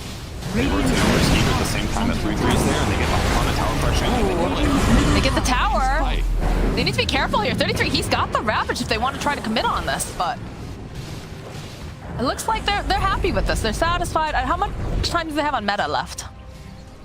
Just 10 seconds. Yeah, so that's probably why they didn't want to go in on that, right? I mean, they maybe could have ravaged, but they needed their opponents to go aggressive and make a mistake and overcommit. The ravage should feel good. But that was a really cool move by Tundra. At the same time that they smoke 3 heroes to go get a kill, they rotate the TB mid with the Tide, and then they take a tower. So they get 2 things accomplished. So even though the fight didn't go good, tactically it was still good for them. And the heroes that died, yeah, 9 died, that wasn't so great. But the other 2 were supports, so that really wasn't bad in the slightest for Tundra, because they just got more map control. So they can continue to pressure. Shadow Demon's got level 7 now, so his damage is high. They still have Ravage. They've got Blink on Tide. So now all of their rotations and ganks can be a little bit more effective from here on out. It's looking good for Tundra. They can definitely win this game. The classic bait and switch, you know, the sleight of hand, like you're paying attention down here, but we are getting things done in other lanes. You love to see it. And they smoke again. I mean, they've got the Blink Dagger. You've got plenty of mobility here. You even have the Invis Rune over here on this puck if you want to get real cheeky. I want to break this one. Yeah, 33, the jump forward. It's, again, Insania that they will find. So it's just going to get sandwiched by 4 heroes, and it's a quick pick-off for the side of Tundra. I think if you're Liquid, you're perfectly happy with that, though. They're doing such a good job reading their opponents. They know what timings are being hit, and they sat both heroes, Koifa to the right and Insania to the left, like, come on, let's break the smoke. Koifa comes over here now, which is cool. Pushes the lane out a little bit, gets a little farm, draws them towards the creep wave away from towers. So even though they have a kill advantage, by the time they get here, it's like, well, Insania's back up again, so keep buying more time to eventually make Morphin feel like a stronger hero. I mean, Sumail has not been bothered. I don't think Sumail showed up. Yeah, he's hasn't really shown up for any of these fights, really. He hasn't needed to. Just had all the breathing space in the world. He's got a Mount online now. They've just been hunting Koifa, and Insania has been breaking every single one of their smoke ganks. Same build you went last time, fast Manta style. I mean, Manta got buffed for range heroes, so kind of makes sense. They don't die as fast. Manta illusions on Morphling are some of the best because he has just an insane abundance of agility, which gives him base damage. Illusions do damage based on their base, with sometimes some passives mixed in. And now Liquid making a move. Getting aggressive here. They did just pick up the Blink Dagger on the puck. Bata, though, good positioning here. He's going to be the sacrifice as they use the Laguna Blade. Everything here to get rid of this little Clockwork. They re-engage, though. It feels like Skeeter doesn't want to give up these creeps. It is a 3 stack of large creeps, but it's a little scary. It is. Tower's more important. 3-3 goes to do that. Does have that blink. Behind. Bought us up in like 7 seconds anyway, so they can absolutely still regain territory here. And they've been using the illusion to get some sort of vision as well, so Tundra not in the tightest of spots, even though Liquid is very much on the offensive here, as Koifa is challenging. He is pretty separated, though, from the rest of his team. Just have to be a bit careful about that, as Mickey is nearby and they have the ward. They've got this vision. Sentry. spots the ward. They regain their jungle as 5. Skeeter gets to resume farming. A pretty solid net worth, about the same as the Morphling right now. Still looking okay. So does Sumail. There's no big deal.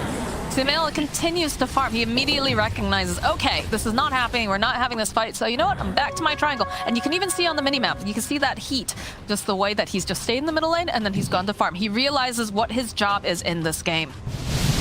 Basically, very similar farming patterns is what you see on Medusa type heroes as well. You lane mid, you do well, and then you get other stuff. Hook shot, you can see Insania waiting patiently. Does get off the heel, the save. Koifa though jumping on in. Skeeter's joining in as well though. Give the reflection, miCKe with the Astral Step does manage to finish to clean up Snaking, but he will fall himself as Koifa looking to reinitiate here with Smell. Gonna just immediately waveform forward.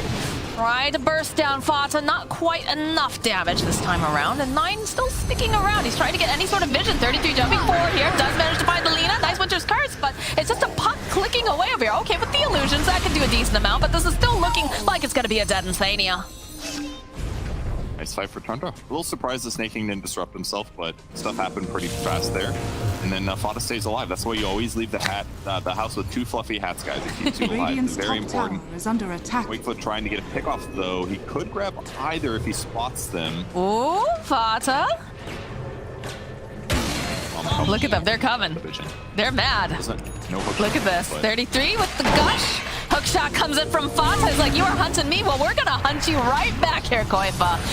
Sias to follow up with that disruption and just start stacking up the poison. The clicks are coming out here. Who is gonna get the final hit? I'm thinking it's gonna be Snaking. All right, nice kill. Yeah, they have amazing vision advantage in their own jungle. And considering, I mean, we haven't seen a Ravage yet, guys, but it's important that the threat of the Ravage is on board, of course. So that's going to make it hard for Liquid to feel confident taking a fight. They're winning their engagements here. Pressuring the map. They're not crossing the map after getting these kills. TB's still farming really fast. Skeeter doing a great job. He's got Manta finish of his own. He's working towards Scotty. That'll be really good against Morphling. This is gonna be a dead Insania, I have a feeling. Yep, with a rocket flare from Fata. Yoink, that's mine. This feels good. That was like a level 2 rocket flare. It was pretty amazing skill shot by Fata. You know, he's just good like that. Mine's a little... Okay, ulti's on top. Goes for the orb after the tower. Oh, and now the hook shot. Yep, and miCKe. He does have to assimilate, though. But they still have tabs on. They've got the vision. There is the Yule Scepter coming into play. As in the bottom lane, Skeeter, he's going to be able to take down Taiga. They actually go and they use the Ravage just for miCKe. And in the meantime, Skeeter gets a kill on Taiga on the opposite side of the map somehow. I guess that was with help from, Shadow Demon. Yeah. Shadow Demon ulti, and he runs him down with illusions, actually. That wasn't even meta. Illusions and a slow Lina. Good luck. Not even necessary. Dire's middle tower is under attack. Lina was a little bit low mana, otherwise he might have been able to... She had a 4-staff, but... Okay, great for Tundra. 3k advantage here. Oh, this tower's... It's definitely dead. 33 just spits in Sumail's face, says, go away. And Sumail says, no, this is mine. This is another thing for advantage is kind of interesting, that Tide Anchor Smash is really good against Morphling, actually, because it reduces your base damage, and Morphling is all base damage from agility. So if you get the 15 talent, you can reduce 80% of Morphling's damage when he's right-clicking. Well, it's a little difficult, of course, because he's flying around and uses Manta sometimes, but they can apply that in fights. It's really going to limit what Sumail does. But right now, Roach is dead. Yeah, look at the Fata. He scouts it out, but they don't have to worry about that Ravage right now. Fata, though, dropping down a sentry, realizes that they have the vision. I don't think... It looks like they want to try to contest it, but they're not going to be fast enough. Oh, hook right into Koifa. And that's a dead Fata. You know, A+ for trying, though. He had to move that way. He shot the rocket, so they know what area he was standing in. Then he has to move to a different place to try to hook. That way he wouldn't get blocked, but this ward sees him moving over. So it gives Quake the easy block there. Aegis is now up to make life safer for Morphling. And look at how fast Tundra immediately beelines for the enemy jungle here. They're like, okay, we don't want to be in that area. We still need to be farming up, so we're just going to continue to, you know, push out these waves and dodge them until they bring the fight to us. cool. And Snaking jungling with his ally TP, he can disrupt an illusion so it doesn't slow down Skeeter that much. He can give himself farm. Later on, he can disrupt Morphling to make amazing illusions. Do 75% each of what Morphling does. That's true. So Shadow Demon could have some really big implications as this game continues, both with his TP and against the Morphling. If King has a good game, this could be a really fun one to watch. I think we're going to start seeing more of the Shadow Demon. I just feel like it's 2 value, right? You've got, you know, ways to steal the enemy, right? You've got ways to, you know, make those illusions, you've got to save, and then of course, like, if you can get the Ags online, in this case, not quite as important, but the fact that it provides you with all those breaks, it's just too good, right? It can be really good. This game not as needed, so I don't. He's not queuing up Ags right now, but if there was like a PA or some other heroes like that, yeah, it can be amazing. But I also feel like they really just let Snake King get very greedy here. Like, they really enable him, which I kind of like. Be careful, 33. Koifa, ooh, ships passing in the night, though. Not going to land against each other, as Sumail's feeling very emboldened. Of course, he has that Aegis. So he is just going to start putting the pressure down on the tower. Shadow Demon is the meta bottom. Illusions to clear the creep, too. That's so cool what they're doing. They just send an illusion all the way bottom to where SD is, and then he just disrupts it, and then he's just killing the tower. Yeah, they just glyph that. I think they honestly maybe thought one of those was TV, but I'm not sure. It feels weird that they... Okay, we do finally get the Shadow Demon teleporting into the fight now. These illusions are doing great, actually. They just fought Morphling and did completely fine. Like 34 armor. That's a huge amount of armor. Morphling does a lot of damage, but him and the TV illusions have the same armor, and it's so much easier for Skeeter to like put pressure on the map.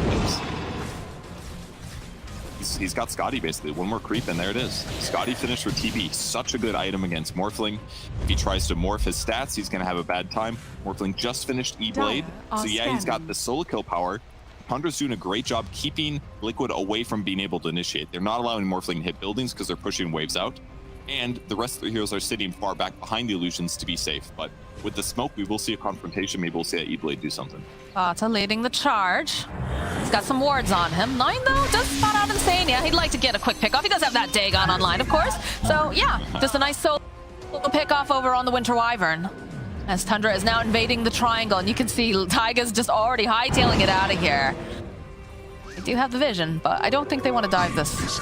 Not this tower, not right now. Is under attack. Kind of a hard game for Taiga to play this game. Like he didn't to like stomp his lane as hard as he would have liked, because he just couldn't do that much against a really high armor TV. Yeah, they killed Fada a bunch of times, but Fada's still been effective. And if he ever gets caught on the lane, he just dies. Dream Coil, Ravage, Shot Clockwork, he's going to struggle, and it's hard for him to get past the TP illusions so that the heroes he actually wants to cast his spell. So it's hard to play the game. Oh, it's safe from staking immediately as Sumail moves forward. That lets Sumail as he goes a bit too far here. The Lions is coming. Skeeter coming away. All of the Ravage today. Take him down. It's the first time they won't be able to take out. And they'll follow up though. They do get first Snake King. Here comes Sumail. Dream Coil's going to get used. And he's leech. Look at this damage coming out now. They're going to have to use the E-Blade. The save is coming out again. Now from the Winter Wyvern, they're going to go right back in. This is a dead Morphling. As now Hunt is on the stadium, trying to go to the high ground. It's going to run up to Fada and 33, but the Scotty just the flow, the mobility coming out from the stadium says, please help me. And these creeps will not oblige. Now we can see the start of that. Morphling just tried to get a free pick off on Fada there with the E-Blade combo, but he got disrupted and had some results. They got illusions out. Shadow Demon got to instantly ulti the Morphling. Morphling started morphing stats. They ignored him for the start of the fight. Here he is. Oh, he had an invis as well. So here he is spotting. Immediately. I don't know why he was TPing already, but put him into a bad spot. He'd use Morph offensively. He couldn't get out easily. And at the same time, they put all the pressure into the Void Spirit. He used all of his Astral Steps. He ends up dying. SC dies on the backline, but they got everything else. And when he respawns here, he's got max strength already, so he doesn't have very much armor. And he couldn't wait for him because they saved Dream Coil for him. That was really well done by Tundra. Utilize all their skills so easily. That was cool. The cog break, the to make Dream Coil do a bit more damage. Very cool. It's very nice looking indeed. They also ended up having to use the BKB charge over on Koifa during all that as well. So a very costly engagement inside of Team Liquid, especially considering that they did have the Aegis in the top lane. More action coming out, the hook shot. They use the Laguna over here, the taunt over onto 9. By a little bit more time, he's probably going to go down here as the silence. Yep, that is a dead 9, but the rest of them, Fata will be able to walk away from this engagement, so perhaps a bit too greedy. It's a hard kill for sure. Void Spirit's got 2,200 HP and he had Yule, so I mean, good luck killing him with just those 2 heroes. Better yourself from Fata. We'll just annoy him. He'll turn his attention back to some creeps. It's just a little bit too dangerous. SC ulti's great. It's going to dispel all of his Astral or Resonant Pulse shield, so he doesn't have to take as much damage, but between those 2 guys, their burst damage isn't quite high enough. Dead on 2. It's got the damage, but it's just not high enough. Dire's structures are fortified. Well, this is take 2 now for the side of Liquid as they're going to try to take the middle tier 2 tower again, where some of those high cooldowns are on, high ultimates are now on cooldown, coming out on Tundra, so they don't have to worry too badly, although there is the Ravage backup, so. A little different build as well by Skeeter. He's leaving his reflection at 1 skill point, and he's gotten a bunch of stat points as well. Makes sense. DP's like the perfect stat hero, very similar to Morphling. So just wants to be as tanky, high damage, high mana as possible, even if reflection's amazing against... he's got the net worth advantage. That's what matters right now. Yes, indeed. Map, maybe we'll see Foddy get destroyed. They're going to try to get themselves a quick pick off, and they'll get it. What a punk. This is something that I feel like Koifa and Taiga, it used to be Boxy and Taiga. They used to make these moves all over the map together, you know, finding these openings and trying to get quick pickoffs, and this can't. Skeeter gets himself a nice double damage room. I really like the quiver on Puck as well. He's already very burst damage focused, so being able to apply Witchblade from an extra 300 range every 5 seconds is incredible. Very good grab for him. Really good on Void Spirit as well. It'll probably end with the Radiant team picking one up. They'll probably get one also. Lots of burst damage on both sides. Yeah, and the Agnum Scepter is now completed for the Morphling now. Bottom tower is under so attack. who's he trying to turn into? An ally, for sure. Probably... It's probably good on Wyvern. Well... Gives you that little extra range. You can have the... You'd have to stay in that form. It's like a toggle. I don't see how it works, but it's good on Slar with Slardar. Bottom tower has fallen. Guardian Sprint is dispellable though by Shadow Demon ulti. One of the nice things about SD versus Slar. It probably just Void Spirit perhaps. Lean is okay, but none of them really scream out to me just yet. Got a Satanic online for Skeeter. BKB does get picked up from Mickey though, so see who gets the jump on who. Jump forward from 33 with a beautiful Ravage over onto 2. They just blow up Mickey almost instantly, and the hookshot comes in. It slows down Koifa as Skeeter dumps out the double damage. And that tower belongs to them. Feeling good after last game, all right. Yeah. Incredible on TV as well here with Satanic picked up. This pressure is not going to slow down here. I mean, tradition says that Tundra takes the game too, usually, so they've got to be feeling real good right now. Taiga, careful here. 9. Dagon coming out over on the back end. Not quite enough damage to take the Taiga. Always going in with the orb. No, Smell, Rocket Flare? Not quite enough. Very close, though. He is slowing them down. I mean, he's got the permanent Arctic Burn here. It burns his mana, of course, but I mean, putting that extra damage on them consistently is going to make it harder for them to fight, but slow him down. It saved Lena's life for sure. He put the heal on him. He would have died to the Rocket Flare otherwise. That was pretty okay. Decent start to the first Ag's use. The other thing is it increases the cast range, I think, as well. Maybe that's just your other cast range. Yeah, here's the pressure. The poke. Puts the heal on him here, which after the orb is gonna miss, then he uses it. Smart. Rocket Flare, that heals him for like 50 HP. He definitely would have died from the Rocket Flare. Really nice save there. What a team player, that's the male. And the next objective most likely is going to be the Roche as they're checking the pit.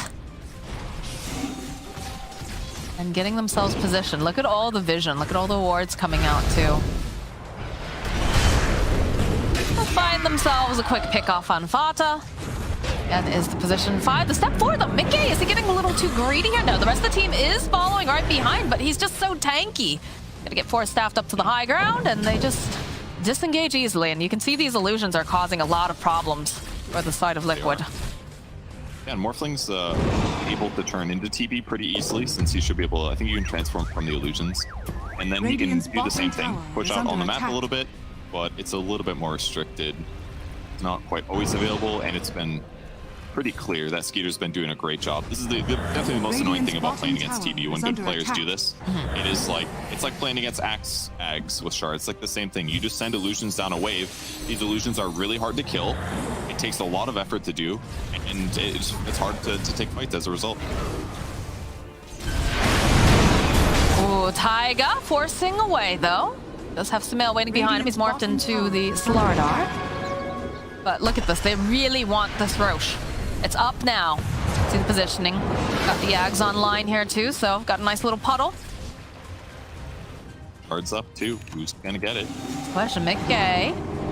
Gonna poke his head in. He's one of those remnants. Just see if anybody's home. No one's visiting just yet, but you can tell that people are getting antsy. They want to go knock on the door.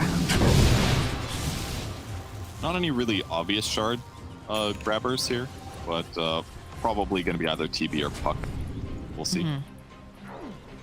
Definitely not gonna be Jetpack, let me tell you. I love Jetpack. I think Schofield picked it up in one of the SA games. He like dove into the base, bought a Jetpack, and just was like, see you later. It was like a cartoon. I think it's so funny. It's not very good, but it's really funny. Radiant are scanning. I wonder if Skeeter is gonna leave Reflection at 1 skill point so that when Morphling turns into him, he doesn't have a level 4. That would be a next level play for sure. But it also gimps him. Like, he just got the talent that makes his Conjure Image duration better. So it's like, besides Conjure Image, I forget that that's not Reflection talent. My bad, confused. You're fired. I deserve that. I'd be a little surprised. He'll probably skill it eventually because it is Purge. really good against Morphling. We've got a big smoke coming out here from the side of Liquid. They're sweeping around. Koifa a bit off the mark.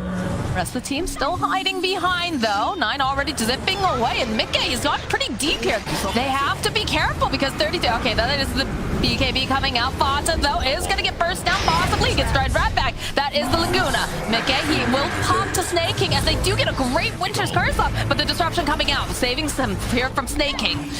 Jump forward again from 9. They're going to try to pick off Insania. LSA does connect. Buys just a bit more time, but they go. They drop down that sentry, trying to see. As now you can see this Terrorblade. He's big, he's bad, he's scary, but he hasn't got his hands on anyone just yet. There is no Wyvern, though. They could potentially go into this pit. They see Mickey. The Ravage comes out. The dodge there with the Dissimulate. Mickey still alive. Sumail thinking about going back in here. Taiga finding himself a kill on Snaking. That was a buyback, I believe. Koifa now the BKB duration as worn off as 9 poking away, and the hot Hookwork over on the back line. They get the kill over on the Koifa from 9. They just still keep chasing after them here. They get the kill on Skeeter. The follow-up here over onto Taiga. They need a little bit more hits here, and they don't quite have it. Sumail trying to dodge away. Is going to go out towards the back line. 33 though does find the kill. Snaking will fall to Sumail. Okay. And these illusions are pelting him, but yeah, that was all over the place. 33 is still just doing his own thing over here. They have the Yules. This is looking like a dead Tide Hunter. All right, great fight by Sumail there. Jumps in, guarantees the TB kill. They hit him with a bunch of disables. I think Sumail turned into Puck, maybe? That's where the silence was coming from? Something like that, but ultimately it started really well from 9. 9 got Mickey to overcommit, and as a result, Sumail! 9! Oh my god, is he gonna get Mickey too? All right, they're gonna buy a little bit more time. They do have the stun duration, so Mickey, he will survive. Oh, the flare coming out though. Oh my god. Fata, careful. Koifa's hunting. They've got vision on you. Sumail is not happy. He bought back. Sania opening up with that Arctic Burn. They chase after Mickey. Oh, the hook shot buys just a tiny bit of time, but not nearly enough as Sumail gets right back into that pit. He's got to be mad about that. Age is picked up now for Sumail. You've got cheese on Koifa, and there's a little treat left inside the pit there for Mickey. Mickey will this is immediately.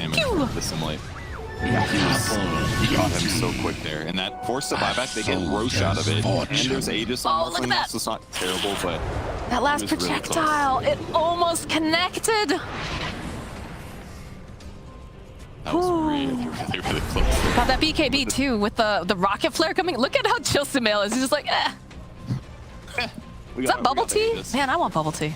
I mean, in a lot of ways, them getting Aegis over Terrorblade is a huge deal because with TV not having BKB just yet, he did buy Satanic, so he has some outs, but not being able to Sunder is the scariest thing. And ultimately, maybe the biggest issue in that fight was the Ravage from Tidehunter. 3-3 got a little bit too confident with his Blink Ravage. It didn't catch anybody, and that's the skill that you need to buy yourself a second or two of reset to get TV or a Sunder off.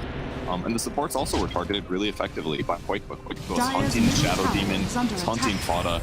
Taking those heroes out of the fight is a big advantage.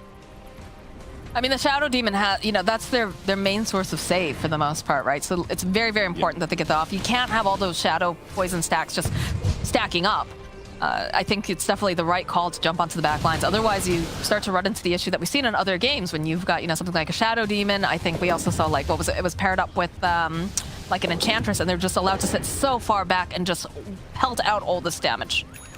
Yeah, it's something that you got to deal with. But SD's benefit is mostly, in my opinion, about disruption, his ulti, and probably a soul catcher occasionally on the right heroes to burst him. But Liquid's got to continue pushing out their lanes, and but Tundra just wants to buy time till they get BKB. Never mind, it's like, they have BKB. I was just about to say it. Skeeter just picked up that BKB, and now it's smoke on smoke action. The question is who gets to jump on who first. Vata sitting on the low ground.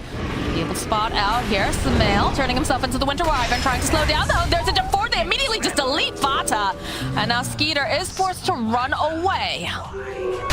Invisibility. Not the worst for the fight start, I suppose.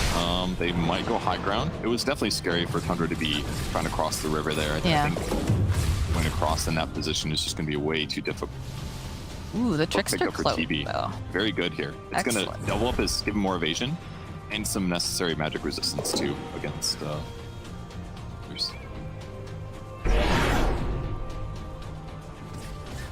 All right, so a bit of a reset after that pick off. Again, I think they spotted the BKB now over in the Terrorblade. At least they're going to be able to now, for sure, as they make their way through, but sit to see what the next move is here. We're missing one tier 4 item on the Tundra side. TV currently holding both of the tier 4 items they have. Leaping forward, they see Quaifa immediately. They want to silence him up, and they'll go and follow up with the BKB. Skeeter is here, though. He's got his own BKB, so it doesn't really matter too much that they have that E-Blade. They'll be able to take out Quaifa this time around. Trying to slow down Sumail. Oh, he's still trying. He's chasing after him. Sumail, can they give it off? They have the hookshot, they have the Ravage. They want to get rid of him. He's all strength north, though. He's got the silence, so he's going to have some longevity. Better assault cogs as well. Just going to be waveform away over to Insania. We go back in, though, is a question. Over on the back, Mickey was trying to make some plays. He's got the BKB, but this Scotty, of course, doing so much for slowing him down. The jump forward, though, they have their eyes over on Mickey, and it looks like he's going to survive. He even goes and drops that Aether Remnant just in case. 9 just a little bit further than that, but of course, the rest of the team cannot follow up with this puck, so he'll back off.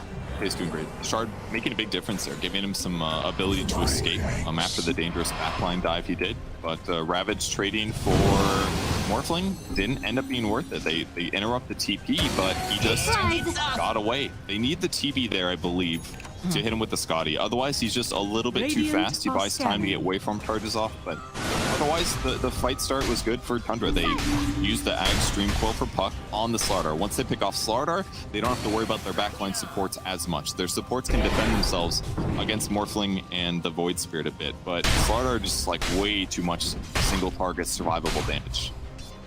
Is this a situation where you want to see the supports possibly pick up something like an Aeon Disc, especially the Shadow Demon? Yeah, he's aiming for it right now. He's on his way. It can help a huge amount for sure. Clockwork has the Force Staff, so he's definitely can protect himself better against the Slardar than SD can. SD doesn't want to have to ult use Slardar, for example. Oh, 9 is taunted, he's silenced, he's stunned, and now he's dead. Assimilate stuns for 2.5 seconds. Oh my god. And he got silenced too, and that's something that's kind of significant actually. 9 hasn't bought himself a Eul's this whole game, And Mickey bought like Egg's first item, but that's like the first time he got killed by him. So it's pretty impressive that Nine's been able to avoid getting solo killed this long. Focusing instead on having as much damage as possible for the other heroes. Yeah, but I feel like Yules is totally, it's always built into, or not built into, but like it's always in the build, right? For a Void Spirit, because it's really good. No, for the Void Spirit especially, because of the fact he's able to set up, and then he also uses it as a save.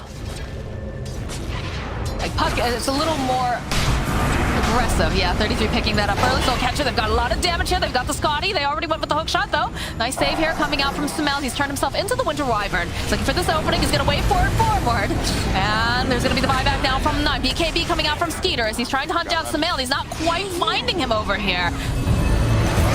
More buybacks coming out. The jump forward here over onto Sumail. He's still hexed up. The stun though coming in. The follow up with that Ravage. Can they finish him off in time? Yes, they finally managed to burst down Sumail.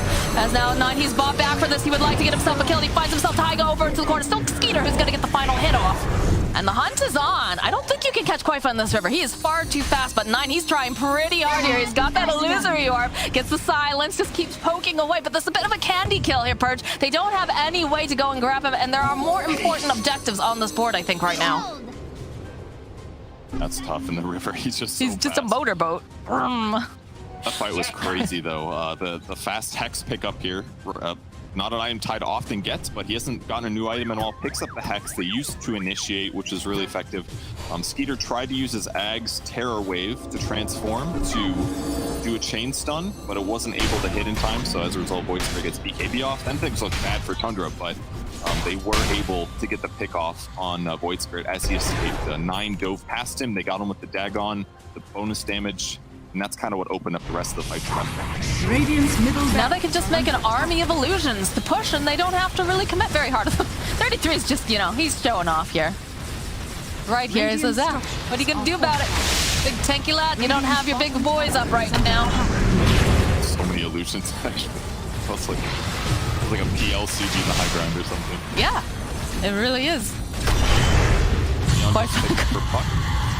Koifa's trying to man fight over here with this 1 TB illusion, and it's just looking really rough. Yeah, we talked about the disc earlier for supports, but also it has been picked up for the Puck as well. And I feel like that's very necessary, especially, like we said, for the Shadow Demon. Extremely necessary that he's able to survive and get these spells off during the fights. Because it's not a big deal at all if Shadow Demon doesn't deal damage for a couple seconds. He just needs the utility of his abilities to buy his team a lot of time. So Shard picked up on Quake as well, kind of interesting. Applies Corrosive Haze on illusions and creep waves and stuff. So he'll be able to push these out a bit faster. Pretty necessary, I would say, considering. Does a lot more damage with his Slithering Crush now. So I think he's using it as like an ability, helps him push waves basically. So it's kind of a cool pickup. Not normally something you get out of Slardar is fast pushing of waves, but he needs it against TB. An onslaught reminds me of the how many little trivia. How many TB illusions have been killed, Purge? How many would you guess? I'm gonna say 36. I think it's I'll say 27. Drum roll, please. Died naturally. 45. I won. You won. Party horn. It has been a while. They're all over the map, though. Like, especially when you consider the fact that, you know, Snake King has been just, you know, using the push out waves as well, farming. So it's been the most value. I'm not sure if it's the most value Terrorblade or the most value Shadow Demon. I guess it's Terrorblade, right? Because you're using his illusions. Sometimes Sumail, exactly. Too, if you're capable enough. Yeah, there's a lot of illusion spam going on in this game, all right. But I think the most significant thing is that Skeeter's only died 1 time. Sumail's died 3 times. Skeeter's farmed way faster because his ability to like push across the entire map with his illusions. He's got 10,000 more net worth than Morphling. So at this point, he's sitting really good, honestly. He can't get much more farm than this. And in fact, he switched his neutral item to Spider Legs just so that he would have an extra item slot for items. And this is like a perfect situation to have Spider Legs. When you have this ultra farmed carry at this point of the game, you don't want to sacrifice your movement speed. But a lot of players do, but it does hurt you sometimes in some of those late game fights. So, but now he's going to be able to get 7 slotted. Like, he's about to eat his Ags, basically. Then he's going to have another slot, which could be a Rapier.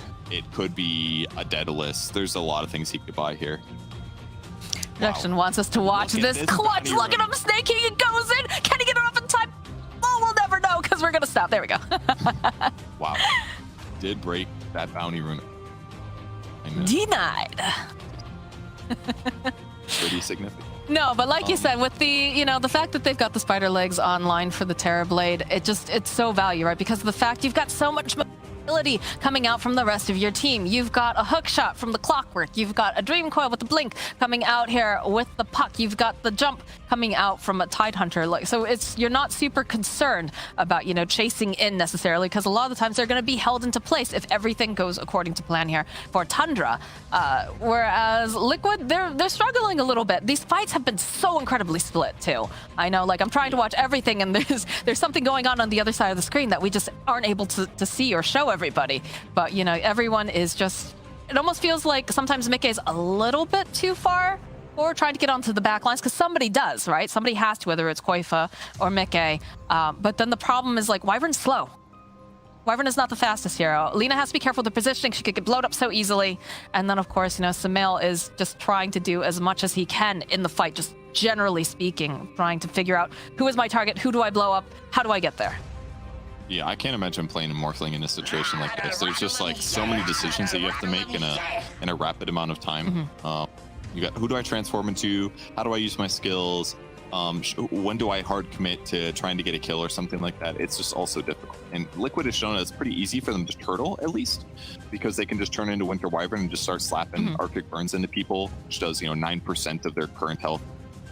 That can be a nice way to slow things down, but Tundra's just gonna out farm, and I feel like their supports are just scaling better too. Like SD, once he gets an Ags, is gonna be really terrifying. His ulti does 700 damage now with the talent that goes through magic immunity. So if he just slaps one on Slardar, like, that's the best thing about playing SD late game with Ags. You just put like one ulti on both carries. No, which one's not. That afterwards you ulti the other guy again, and it's both like two carries are just completely taken out of the fight because of the major slow. And if one of those is Slardar and he doesn't need to use Guardian Sprint, it's really valuable in making a Slardar 5 to the back lane. All right, Liquid. Scary. They're smoked up and they're hoping that they can make something happen here. 33 is, of course, the one forward. 9 is here as well.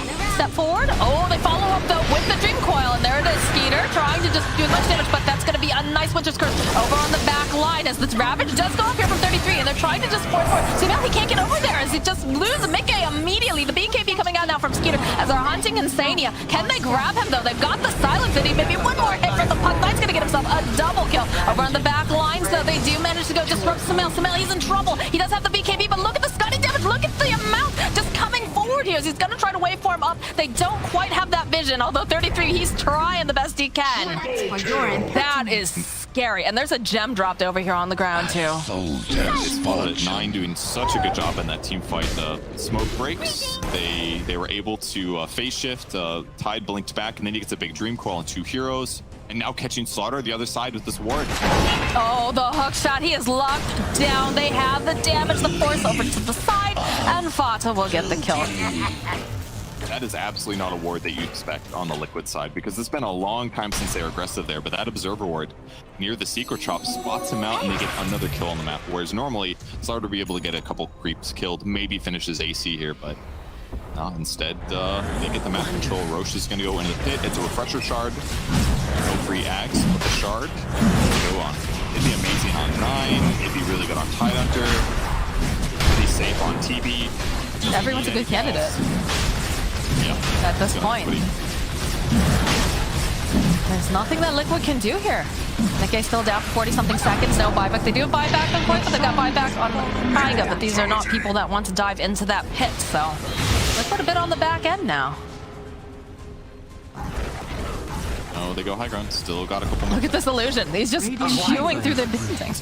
Bata's really just good. Playing around a little bit here. He's thinking about, maybe doing that hook shot. Knows exactly what Sumail is. This is the problem. You just keep throwing out all these illusions. 33, he's taking a little bit of damage over here. It's very slowly getting chipped down, but he's forced forward. They get the Hex off immediately, and they just blow up Sumail. He's dead. No buyback. He's got no buyback. They're going to go for the finish here. Tundra, they want this. Quite fine. He's going to be forced to buy back here. They can't afford to lose these buildings this quickly. But I don't know how they get in there. Look at this damage. Look at these snowballs being tossed out. The Scotty damage from Skeeter as they just start mowing through. Squaifa over onto the back ends. Get the sides off here. Over onto Pata. They'll be able to get the kill on the Clockwork. But this is not looking good now for Koifa. The LSA buys a little bit more time. The Fear just pushing him right back. Snaps the coil. They'll take down Koifa. Now Mickey is also trying to run. They use the Ravage. They want to get rid of him. There's no buyback on 4 of the players here on the side of Liquid. Tundra, they do it. They take game number 2 and tradition that they like to. And Liquid is going to go down and lose this game. Tundra played so good this game. I'm gonna say the only pressure that came was on heroes that basically didn't matter. The supports died a little bit at like a high rate in the early stage of the game, but they got the heroes farmed that they needed to. They kept the lanes pushed out. They used their abilities effectively. 9 had an incredible performance.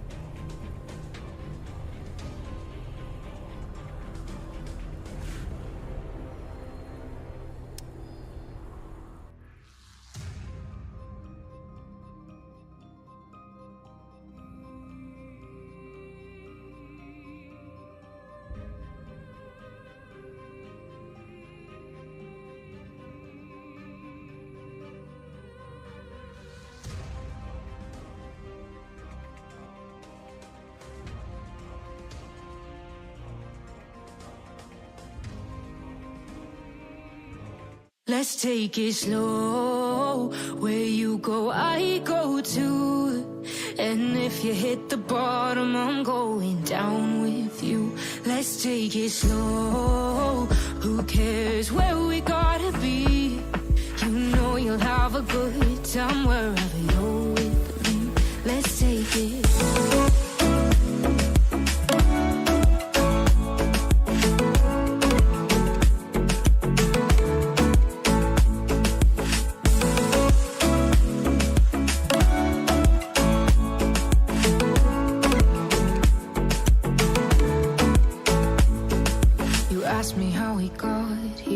You don't know how. You say we're taking on water, yeah, we're sinking now.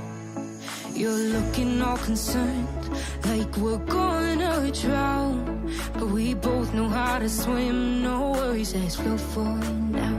Let's take it slow. Where you go, I go too. And if you hit the bottom, I'm going down with you. Let's take it slow. Who cares where we gotta be? You know you'll have a good time wherever you're with me. Let's take it slow.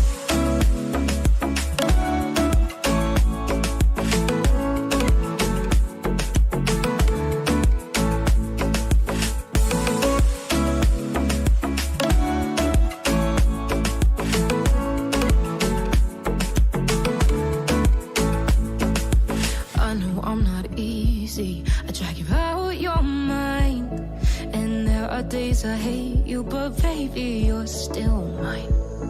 And we have the best times, no matter what we do.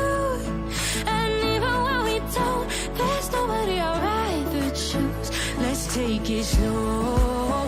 Where you go, I go too. And if you hit the bottom, I'm going down with you. Let's take it slow.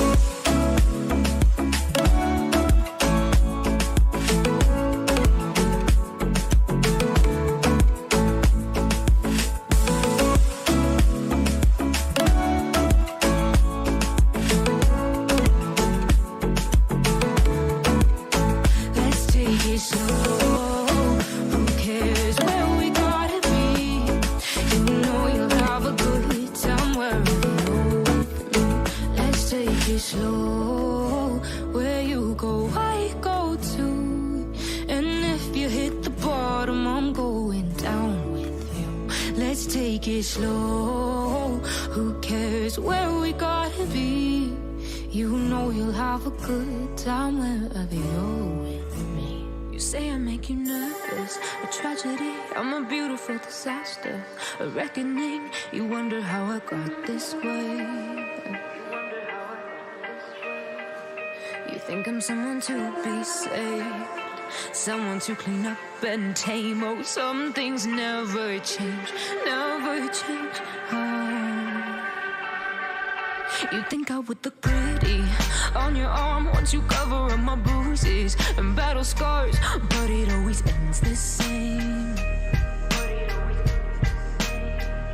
Can't bear the things I've had to face. Got you crying on your knees in pain. Oh, some things never change, never change. Oh, you break your back to make me feel again. Suffocate to make me breathe again. Lose your mind from endless pain. Some things never change, never change. Oh, redemption never came. I stopped asking for forgiveness, cause you should know only fools tread where the angels fear to go, but you keep trying to get too close. Save myself by turning into stone. So save your judgment cause you just don't know. But some things never change, never change. Oh, they say I should feel guilty and change my ways, leaving crumpled bodies in my wake. Swear I didn't mean to make them break. Swear I didn't mean to make them break. But they're so delicate and so mundane, and they keep coming like a moth to a flame. Oh, some things never change, never change. You break your back to make me feel again. Suffocate to make me breathe again. Lose your mind from endless pain. Some things never change, never change. Oh, redemption never came.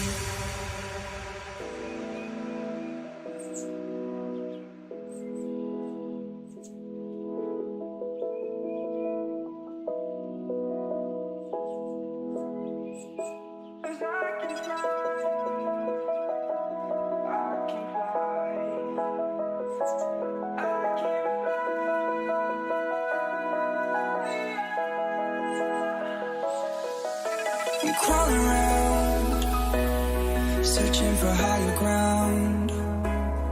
Can't see in front of me, my enemies. I've tried every possibility, ability to know if I can bleed. If that's what you wanted, you won't get it tonight.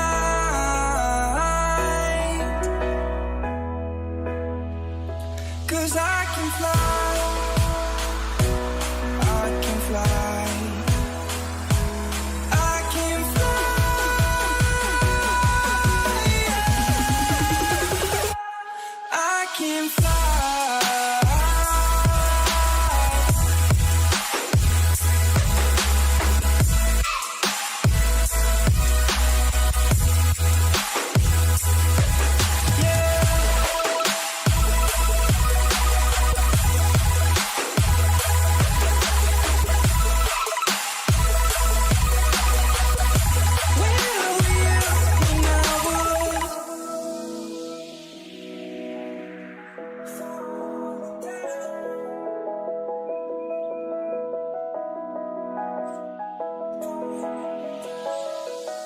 I'm crawling around, searching for higher ground.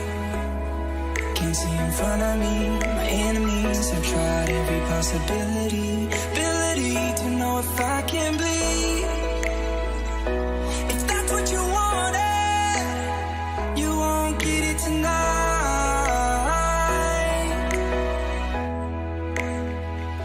Cause I can fly.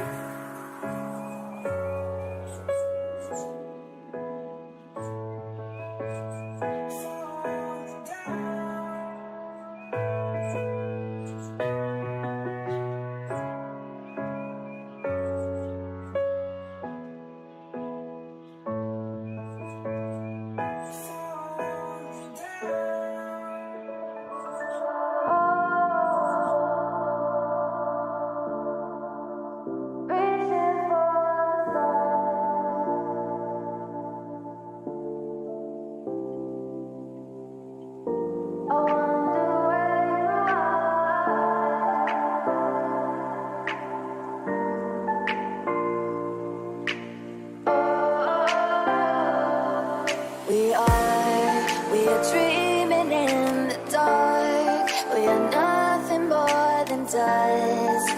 Search but you stay lost.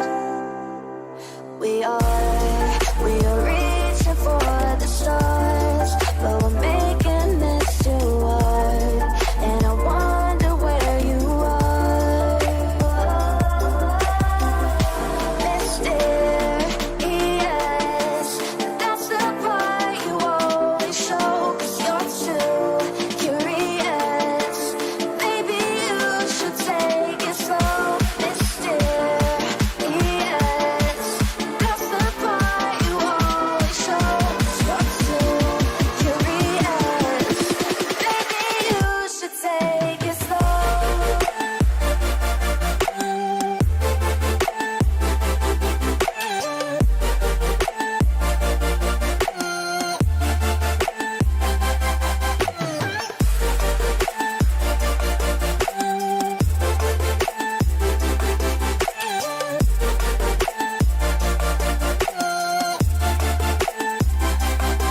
We're dreaming in the dark. We are nothing more than dust.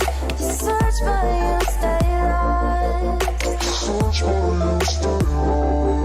We are reaching for the stars, but we're making this too hard. And I wonder where you are.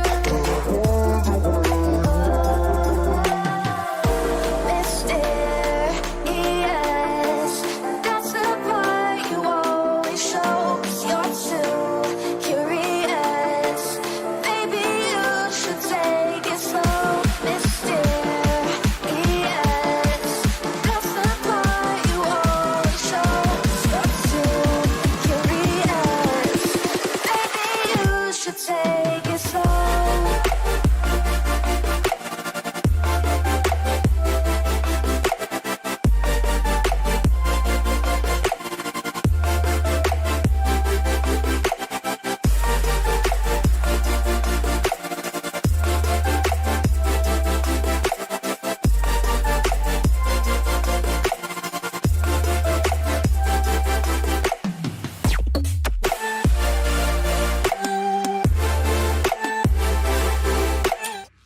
Team Liquid's turn to ban.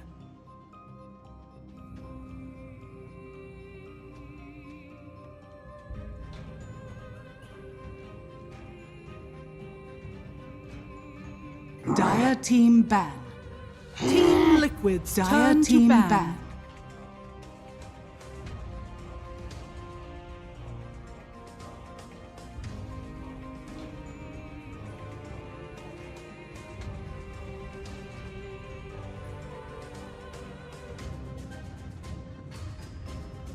10 seconds remaining. 5 seconds remaining.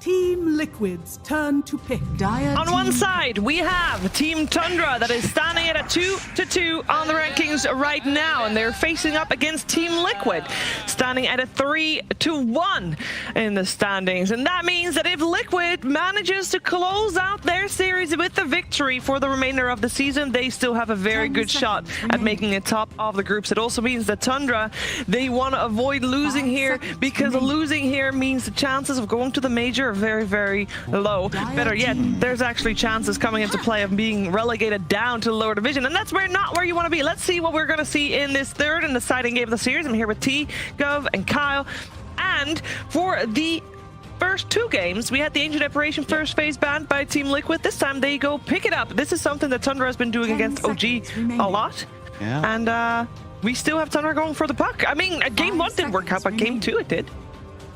It's a nice answer to AA. You don't really have much to offer in terms of lockdown. You can hunt the AA quite easily. I like what Liquid did, though. You can be assured that Tundra would have taken it were it left in the pool.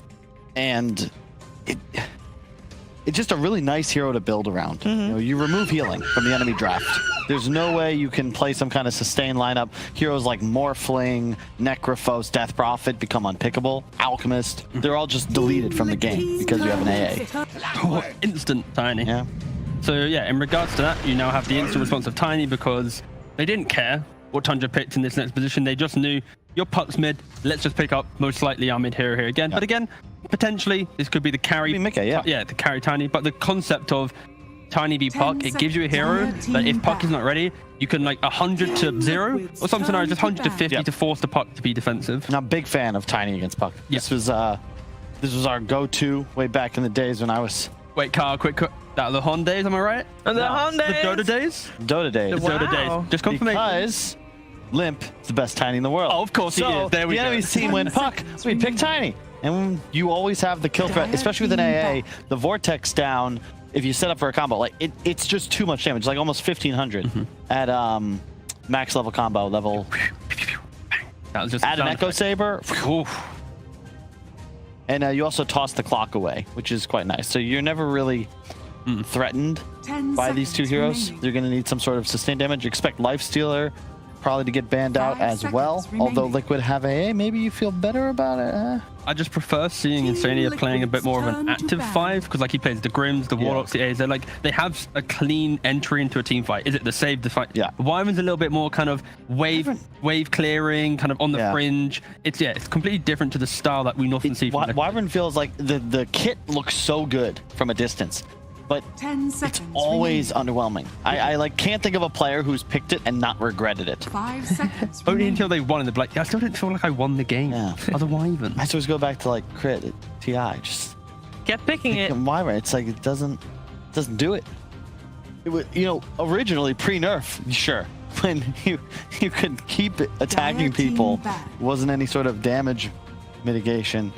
It's like a 70-second cooldown. That was now this is the series meta. This is where Liquid's like, damn, yeah, this Tundra team, they just kind of 1v9'd after, you know, a very strong early game with this Terrorblade. So let's respect that a little bit. Let's throw it a ban. Remaining. I love how relaxed Fada is in every draft. He's always like arms back, chit-chatting with the lads. He never is too concerned. Confidence is key in a draft. Yeah, you gotta control your emotions. I mean, Fada's been in this position before.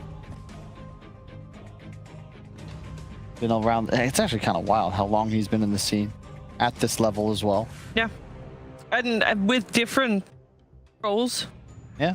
And Fada mid, off lane, captain. Yeah, but only a captain for like a year and a half now. Yeah. He only made that jump a year and a half ago. Yeah, but he's always been, I think, that first mate. Yeah, once the team finds consistency, he's like, his name within the captaincy ranks will obviously be up there with the others. It's just right now he's still trying to kind of find his footing as a consistent, potentially tier 1 team. Yep. But he has the potential to be there for sure. Yeah, 100%. Yeah. His kind of approach to the game is very good. This game kind of determines it, right? It's big for both of these squads' destinies, and also just telling you, what this DPC season is like. If anything, maybe it's we could say, we want more games played between these teams, but it's good setup for TI when you'll have one final game with $1 million on the line, your spot and chance to play at a major. There's one big difference, though. Because even though I agree with your point, but at TI, you're playing several games a week. And this, you don't get a week to prepare for that series that means so much. And for these series, these teams, Tundra, I guess they didn't get a full week because they played OG, Tuesday? So they get 3 days. That's still a luxury. The key thing here is you're describing something where teams, that's why they need to qualify for this major, have that experience, because if you didn't go to the first major, you didn't go to the second major, and you win that qualify, go to TI, that's when you're going to feel kind of the lack of confidence in that type of environment. So for Tundra, they win this series, they go joint second 3 and 2. They lose this series, they're joint 7th 2 and 3. That's how close this group stage is. 5 seconds remaining. Kind of crazy, actually. Second play, two losses, you're tied for second. Yep. Meanwhile, I mean, I don't see anybody else. We'll stick to this series. Big pick ahead for Liquid. Likely gonna commit to what this Tiny's role is. It could be a Taiga hero, The Oracle is a cool concept because the way it functions with AA, if you get the ult off before you're in shatter range, all of the healing, damage taken, whatever, that's all calculated at the end of the spell. Yep. So you can still heal a target, technically, even though they're AA. As long as you're aware of the shatter range and the duration of how long the AA ult still the AA ult has to dissipate before the Oracle ult, and then they will likely survive because, you know, Oracle does heal a lot. Yeah, so again, for Liquid, this pick here is going to decide, is it a mid-tiny, is it 4, is it carry? Like, this tiny is very up in the air. So potentially just ignoring those roles and going for an offlane could come into play. Oracle as a hero for Tundra, it isn't the strongest laner unless the carry also has some kill potential. The question is, what do you pick for Koifa? Because I don't think it can be Slaughter again. Clock was a big issue, thorn in his side in the previous game, and you're against an Oracle too, just so good at removing. I feel like they probably would still go for the Slaughter type pick because they did really well on laning phase. Slaughter type, sure, not Slaughter. They have played, like Quickfire, when he started going to the off lane, they've played Mag, Sand King, and Razor as well, other than the Slaughter. They could casually go Mag PA, for example. They could do that very easily. Dire team pick. They go Tusk. Okay. Revealing, of course, Tiny is now the core. Could be offlane Tusk. Maybe. We've not seen Tusk be super successful in the last week and so. I think it's, at least for this game, you now have a little bit more of save with the Tusk. You lose that when you pick this AA core. And you have the double jump now where Tusk and Tiny can also find in the fight. Is there a universe where you fourth pick an Aya? Liquid? It could for sure be Aya, yeah, maybe. I don't know into Puck Clock Darkseer. It's a lot of AoE that will be messy. So this is a cool pick because now the Clock suddenly gets a ton of threat attached. Darkseer really doesn't fear these two supports. 10 seconds remaining. You're a very early pipe buyer. Really nice to have those AoE auras. 5 seconds because Liquid remaining. represents at the moment a lot of burst, but very limited sustained damage. Now, question for Liquid here is, what type of carry do they want going into a Darkseer lane? Morphlin's banned out. Obviously would have thrived there. Just say Jug. Yeah, but the only fear with Jug is the whole idea of you have the hookshot and the coil to deal with you throughout the later portion of the game, but I guess it's still fine. Oh, they could end up going for Mars. And there is, of course, still the chance that the Tiny is going to be played by Mickey instead. That's true. That's true. Which at the moment looks like will be the case. I mean, does Samil play Tiny that much? I mean, I'm sure he can, yeah. Yeah, but if you can choose between a Mickey Tiny and a Samil Tiny, it depends on the route they want to go. So far, Sumel's been playing their one. Yeah. Mid lane, sure, but do you want to keep that? Mickey is their carry. He's the guy that'd be playing PA. 10 seconds remaining. So are you going to switch that up? Is that a decision Liquid made in terms of how they're going to prioritize farm all series long? Or was it based solely on the matchup against Puck? And then I guess in terms of Mars, it might even be a Koifa type. Like, they can swap things around, right? They have a lot of flexibility. It doesn't necessarily need to be Koifa that plays that Mars. They do in theory, but it's actually pretty tough because they need a hero that's gonna, you know, be their win condition, scale, kill the enemy towers, and the matchups Tundra represent are real difficult. Like the team fight for Tundra is there, and they'll be able to last pick counter carry. Technically, like, to some degree, Leshrac still applies that type of game plan for Liquid. The only difficulty there is if Puck, Clockwork both jump you and there's a last pick for Tundra, then it might be a more uncomfortable game. But they picked it so confidently before, I could still see them going for just full skirmish, full pacing. Turn to pick. They're about to spend. But yeah, Tundra, they very much think it's a mid-tiny offlane Mars with a last pick for Liquid for the carry. You can't, like, TA's banned, there's no SF. I just want to see the tiny mid against Puck. Don't overcomplicate it, just have a good matchup and just pick a carry that can play into Darkseer. Yeah. 10 seconds remaining. And they have no reserve, they have like 18 seconds. Yeah, they got no time left whatsoever, or rather, not that much anyway. Simplest solution's just a Jug, but I think they want to go. I mean, you could Spectre, maybe? Yeah, I'm thinking Jug Spectre. Okay, wow. Okay, oh, wow. Okay. All right, look at the giggles. Oh, the grins. That is a Koifa Lone Druid 9th pick. Is that a good pick here? And how will... Mickey Mars. Yeah, Mickey Mars, Samel Tiny, and then... Okay. Yeah. But this is maybe with a variation of Liquid where they spoke about flexibility in the players. They haven't shown it yet, but this could be the game where lanes are kind of thrown around a little bit. Oh yeah, and now the farm priority is going to get a little weird, but sure. I dig it because it's a great lane against Darkseer Clock. You can't really ever pressure a lone druid, and a lot of the heroes you want to play here are banned out. Lifesteal. I was going to say, yeah, these bans are now so clear because it's like the Troll, the Lifesteal, the heroes that would have done great against lone druid. Now, if you're Tundra, just a PA with the Darkseer, something to get active, high reach. Spectre isn't really playable into the massive team fight of Liquid, so they go for Wraith. Of course. You know, talking about going to the stables, I mean, Game 3, Kyle. In a must-win scenario, Liquid say Koifa Lone Druid and Tundra say Skeeter Wraith King. Probably should have seen it coming. Both teams just sticking with what their team is. This is what they've done for years now. Yeah, I mean, absolute. Yeah, both teams, they have the counter initiation. One has Mars, one has Puck. They have the tower pressure. One has Druid, one has Wraith King. I think the main thing here is Liquid has an easier time grouping early on to apply pressure. And then Tundra, they can fight on into that pressure when Wraith King uses his ultimate and turns the fight around with Darkseer Wall plus Puck Core. But yeah, I think both drops pretty even. I prefer the idea of Liquid because the simplicity of push with Lone Druid if he has a good lane. And I think he will have a pretty good time. So yeah, I just Lone Druid on Liquid is very scary. X factor is that the Liquid supports are all just damage, right? The Tusk with the Snowball Stave, it's possible. Whereas on the side of Tundra, a lot of counter initiation that can come out from the clock, but specifically the Oracle and the Darkseer. You're going to have an early Piper Greaves.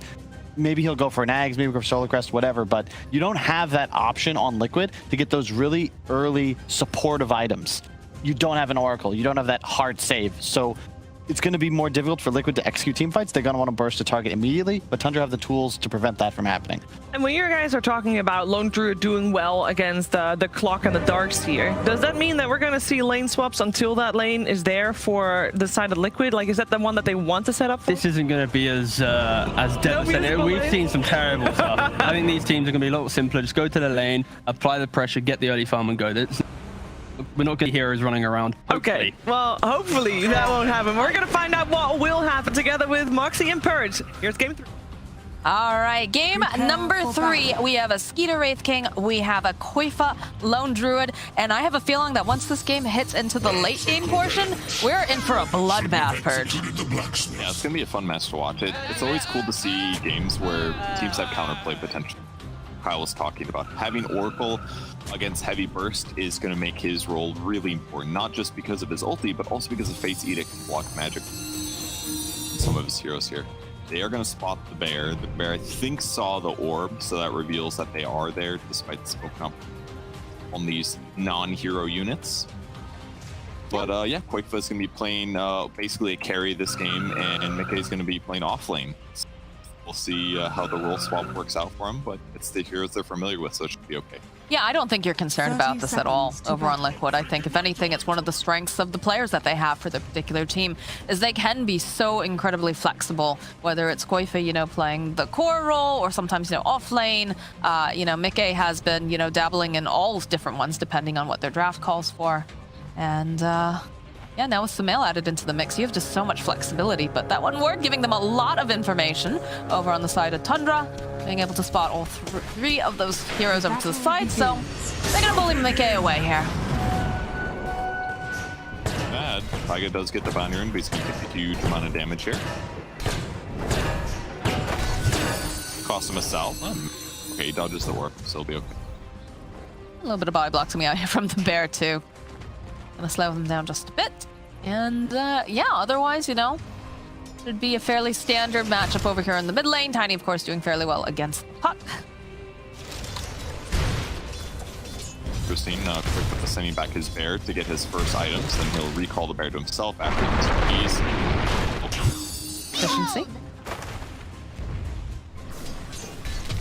Special delivery service here from what is this bear called again? There's something silly about it. Oh yeah, Michael Vu. Named after the teammate here. Yeah. The Blitzstone will be really nice here though, because they've already got Orb of Venom on Tusk. They can use Tag Team to amplify their physical. Certainly threatens snaking a little. I mean, that's the scary bit too, is the fact that, you know, it is a double melee sort of lineup here in this lane, and Tag Team does so incredibly well against this. One of the reasons why we've been seeing, you know, some of that Dark Willow picked up, just because it's fairly decent against, you know, the Tusk position 5. the kind of pressure and survivability as a support is really helpful if, and especially in those like mid and late game fights, kind of similar to Shadow Demon. If you can protect yourself, it really wastes a lot of crucial time for some of those diving type heroes to go get the kill. Radiant's bottom tower is under attack. So far, Tiny doing very well mid, 9-2 versus Puck's 5-1, but with his damage advantage, not too surprising. As expected, for sure. I think it'll be interesting too when we do get those level 6 online here. I would like to see 9 be very active. Of course, PimpmuckL though probably going to be the one who makes the moves over here on the side of Liquid once he gets that arena up. Masterfully denied. Blocking large camp, small camp ends up getting D-Ward and Godec now pull, so this is looking decent for Tundra at the moment. Wraith King going about even in terms of last hitting. You do have to be very careful against this AA dual lane though. AA plus Mars is a lot of damage. This is one of the reasons AA has been pretty valued lately. It's just because he has really solid harassment and kill potential with any other ally that can disable. So just keep not careful, could get out faster. He actually went for a really fast Wraith ban, very surprising. Huh. Something a little bit different. It's a lot of extra armor is one thing. But it's not as much damage as a Bracer would give him, but it'll increase his attack speed and it'll make the right-click damage that Mars does a bit less. So could help him out a lot in the laning stage. Like think of it like a cheap chainmail, basically. That's one of the nice things about watching these upper division games is sometimes you see a little bit of a modification coming out in terms of the builds, but top lane Father is getting bullied just a little bit. It looks like he's gonna be fine though. Purges that off immediately.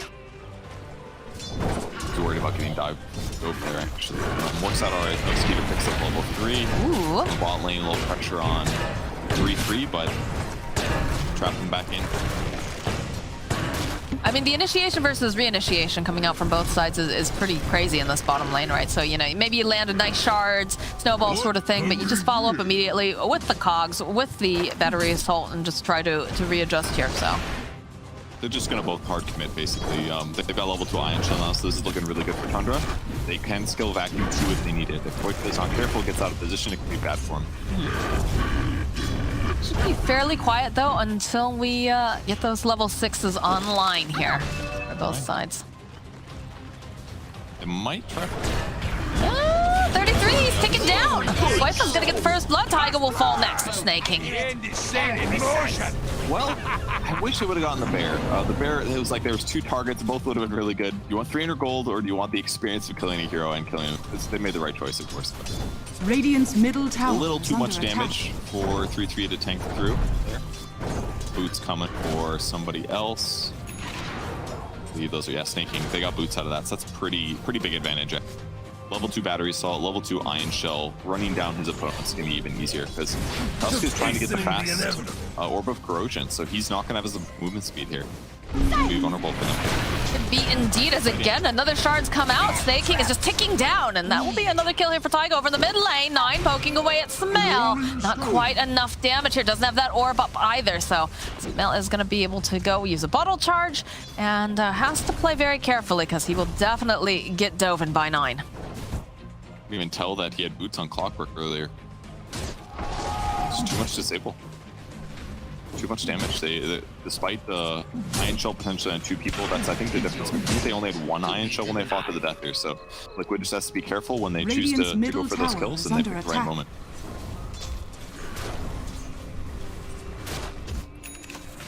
Just quiet, trying to take down this courier over here. They need 1 more hit to take down PimpmuckL's courier. Not going to be able to quite find it. As the wave is pushed in here in the top. And there's a chase over here on 33. Ooh, good shards coming in hot here. Snaking is here though with battery assault. He's going to try to use those ion shells. There's a big surge coming out here from 33. But just a bit more time. The Snaking will also retreat. Getting chased down by the bear though. Just have to be a little careful, and they're still going to chase after him here. Hoping maybe to contest here for the rune. 33 is healing up, but not healing up quite fast enough. So Koifa should be able to kind of bully them out of this area. Like, look at this. This bear's just running at 33. Gets a root off to the side. Feels bad, man. I mean, he's on them from the boundary. I guess it does force him all the way back, at least to force the salve out of Snaking there.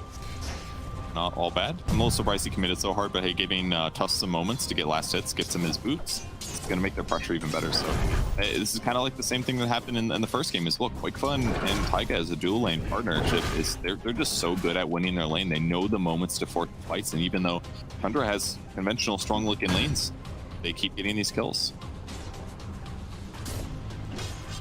We talked about it as well, the fact that, you know, it feels like Tundra, they really kind of need 33 to have a good lane. Top lane, though, a little bit of skirmishing going back and forth between Fata and Insania. Not in too much here, just tossing out some spells to be annoying. But, you know, Nine did have a standout performance on the last puck game that he had, but, you know, it really does come down to having 33 also being able to follow him up. That's kind of their dynamic duo that we see frequently coming out from Tundra. Sumail glyphing a little bit late to prevent the wave from being cleared. Move out in time. Curious if Skeeter's going to go for a Midas this game. It seems to be like the new popular Wraith King build. Rather than going Armlet, you just go for the Midas. It's very likely, I suppose, this game, because there's an A on the enemy team. You don't want to buy Armlet against that hero, and it still gives you like good farm speed and stuff like that. Great sentry by Insane. He's going to have a ward and a sentry with that one. Best mask on Wraith King now. He'll farm very rapidly. Otto will hold the wave most likely, try to get some levels. 9 in the mid lane is still leveling, and last hitting finding it's Tiny pretty much even. Only lane that's going a little bit rough is basically Darkseer. Darkseer's less last hits than his opponent offlaner does. But on the bright side, Snake King's almost 6. Mark's looking good on them. He gets a fast hook shot. Oh, bottom lane vacuum. He should be able to run away. Dodges around the shards. They do have the snowball, though. It's going to slow down right underneath the tower. That's a dead 33, but over in the mid lane, they are making plays here. They're trying to put out as much damage as they can over onto Sumail. And Sania also making this rotation here, but Snakey, he's fast. Can he get the kill on Sumail? No, he can't. At the last second, though. Bata will find this opening, and now the spear against the trees. 9, maybe he's overcommitted just a little bit. Does have the orb. Taiga, though, coming in hot. Throwing out the shards. Is it enough? Not quite, as now 9 is going to be allowed to walk away. But there is a double damage rune up here. Still very, very good for Liquid as a whole, I guess. I guess losing Tiny wasn't so good, but he got a kill first, so he still gets experience out of the rotation. This reminds me of last game in the sense that Wraith King is just, he gets a bit of a free lane here with all these fights happening in other places. So as long as Tundra gets some of the kills, it's absolutely worth it for them to get these exchanges. And Park's going to go Witchblade again. Wants to have that harass and burst potential in the side lanes if possible. It's been weird for Quake either. Mask Madness phase boots on is very, very normal stuff here. I was curious as to, you know, we had the level 6 online for Puck, so I wanted to see him, you know, start skirmishing around a bit. But like I said, I was a bit curious if he would make a rotation to the bottom lane, because 33 is, of course, struggling. But they do have, you know, a couple stacks going on, so he's going to be able to farm up that way. Is that enough to help him recover, do you think? On 33. Stacks definitely help, sure, but I feel like Darkseer, the nice thing about it is you're kind of getting farm no matter where you're standing. Throw Iron Shells on creep wave, you go back and do stacks, and then when team fights happen, you'll still be really effective. Like, Darkseer doesn't typically lane dominate like he used to back in the day. Right now, we'll see if he can survive. They go and they drop the wall. They'll hold them in place with these cogs as well, but it doesn't matter because 33, he does full Snake King now. There's going to be the hookshot. He's trying to just stun up by a bit more time. He's not going to be able to do it as Taiga will get the final hit. 9 doing some hunting behind the tower, but the top tower goes down for Liquid, so definitely a value fight here for the side of Liquid. It just reminds me so much of the first game where they like could win the lane, but they just die a little bit more, and as a result, there's just a massive advantage now. Whereas before, if they get kill potential and they with their opponents, then yeah, there's options. But the Lone Druid Bear plus Tusk and the Lone Druid Hero, that's so much tag team damage. They just couldn't out DPS them, and they died too many times now. 6 total deaths on the Tundra side in that offlane, where all the deaths have been. So at this point, do you even bother going down? And I feel like you still need to try to attempt a gank, but you just have to bring quite a few more heroes, right? Obviously, the Clockwork and the Darkseer not enough, perhaps, if they take 9 as well. Is that a worthwhile investment, or? I don't know if they can kill Quake, but it's really hard. If he gets his ulti off, I feel like the engagement is over. Like, you're just not going to get a kill. Like, if you get separated by hookshot and they can follow that, layer that up with, like, Waning Rift, yeah, maybe they can kill him, but it's still really difficult. They don't quite have the best ganking us. They see that vision getting tossed up here. They're smoked up on the side of Liquid. They're hoping to make some plays with Samel and Hassania, but middle tower is immediately just trying to back off to get the cogs off. The Ice Blast toss in. The follow-up with a nice arena here from Mickey. They'll focus down Snaking. He's going to be first to fall. 9 is now trapped inside. Does have the recoil over to 3, but he needs backup. He doesn't have his team. He's next to go down. At 33, he does manage to get the vacuum wall combo off, but it doesn't even matter. Mickey gets himself a triple kill, and it looks like there's going to be another kill as Koifa finds himself a Fata. What a run down there. Tundra did a great job trying to slow it down. They put the Oracle, they pulled the creep wave with the Rocket Flare, trying to keep the tower alive. Then they put Fate's Edict on clock to stop a lot of that damage from coming, but it was way too much, and they were still able to catch the heroes on the back line. 9, I didn't see exactly how he got into that, but he was trapped in the arena with his abilities on cooldown, and he wasn't able to escape. So here it is again. But he pulls the creep wave, he puts cogs down, they save him from that burst damage, but with the snowball, Puck ends up phase shifting there. He tries to silence to get outside, but he misjudged, and that's what committed him to dying. So, Puck made the mistake there. Needed to get out of that to not get caught. And then, even though the vacuum wall was so good, the fight was over at that point. They'd already used all of their committal of spells. So, what looked like a great vacuum wall, there was no follow-up. Now, the dead 33. Control is important. They don't want DDs this game. They want Invis runes. Okay, they're going to try to make a play here over onto Taiga. Snowball, Walrus punch forward. Do they have enough damage to take him out? Not quite as Bata now forced away. Mickey looking for the spear. Nice body blocking here coming out again from this clockwork. They will be able to finally slay Mickey. Thanks. Skeeter has to rotate for that one, but decent kill. 3-3 gets the gold. Even dig up a beautiful bounty rune that got lost in the ground here. Darkseer is going for a medallion into Solar Crest Rush, so he's not going to be super tanky, but he just wants, they need to make Wraith King strong, because otherwise they're just going to have too many issues in this match. Is under attack. I mean, I feel like that has consistently been the name of the game for the side of Tundra whenever we do see Skeeter get his Wraith King. And just have to hope that they can make the space here. Taiga throwing out the shards. Making taunting a little bit. 9 will go and collect himself that creep on his way out, but they do have to be a little careful. Plenty of other heroes in the vicinity here on the side of Liquid. Ready to jump in? We have the Blink Dagger, of course, completed for Samel, so he's going to be able to blow up people very easily, especially with Insania following. And again, I like the duo. I like watching, these guys make these gang squads. Again, they're going to try to negate some of that magic damage. Dire's bottom tower is under attack. Just some time there. Does the Ice Blast, Sumo wasn't able to get the toss follow-up either, so not on Sable. A nice evasion there, but 4K gold disadvantage is not insignificant, and it's going to lead to Lone Druid getting pretty far. Picks up a Maelstrom. Interesting, gives him some AoE, some ability to farm. We'll see if he commits to the full Mjolnir or goes for a different... Generally, attack speed's really, really good on Lone Druid, and against a Radiance that's going to come later on, Mjolnir active is really good as well. Let's see if Darkseer can survive. Oh, he's just on the cusp there, so he's able to teleport out. And Liquid's going to be searching those woods for a little while longer. I'm gonna watch the replay for that one, that's for sure. gotta learn those new spots to dupe, guys. So I've learned a new one. Saves his life. 3-3 is always so good at being up to date on the newest tricks and tips and stuff. Radiant's middle tower is under attack. And that could have been his 6th death. We'll ignore the first 5 deaths. Because it was so sick, that one juke spot. Evaded that 6. Yeah, that 6. And definitely, knowing where you're positioning, and the juke spots are very, very important now. As there have been quite a few added, and that makes for some very exciting and entertaining Dota. They have to be careful of the evasions coming in here from Liquid.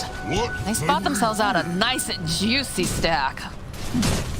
That hurts. You don't want to lose that. You can't really do anything about it, though.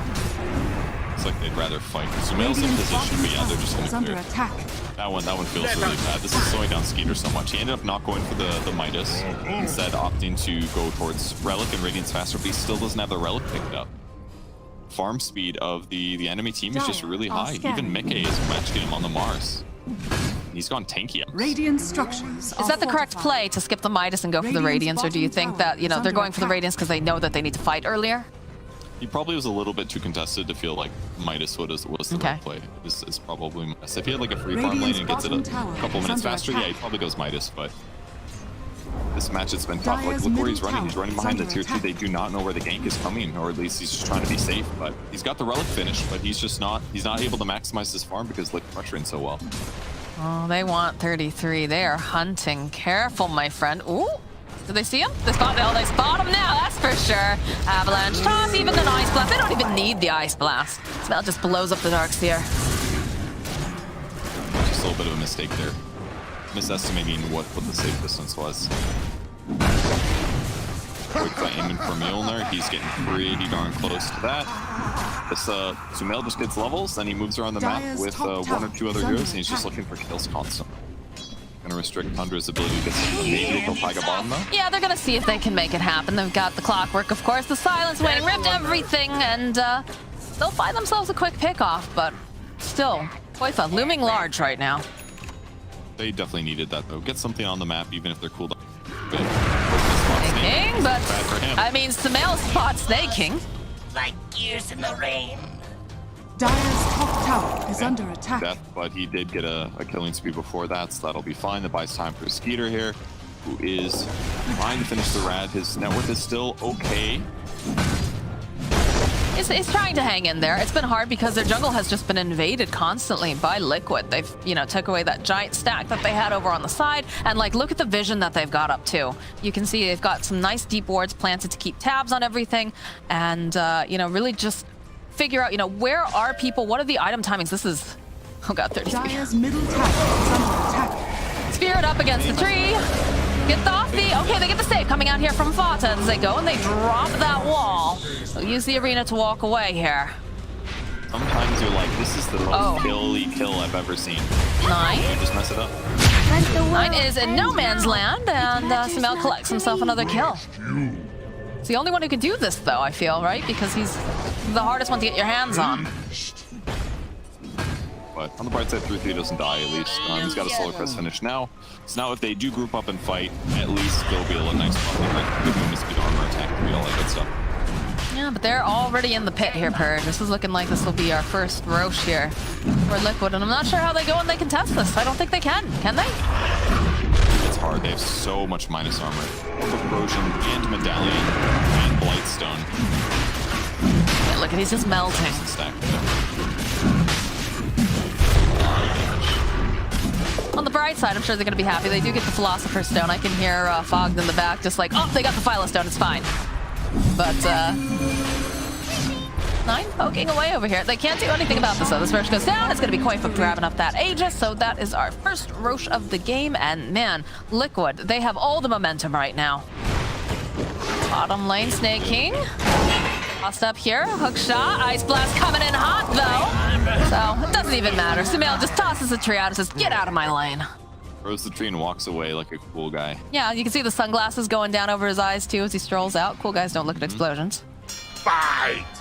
They gotta push these side lanes, because otherwise you're not getting any farm. Sometimes you're gonna get ganked like this. It's still fine for snaking.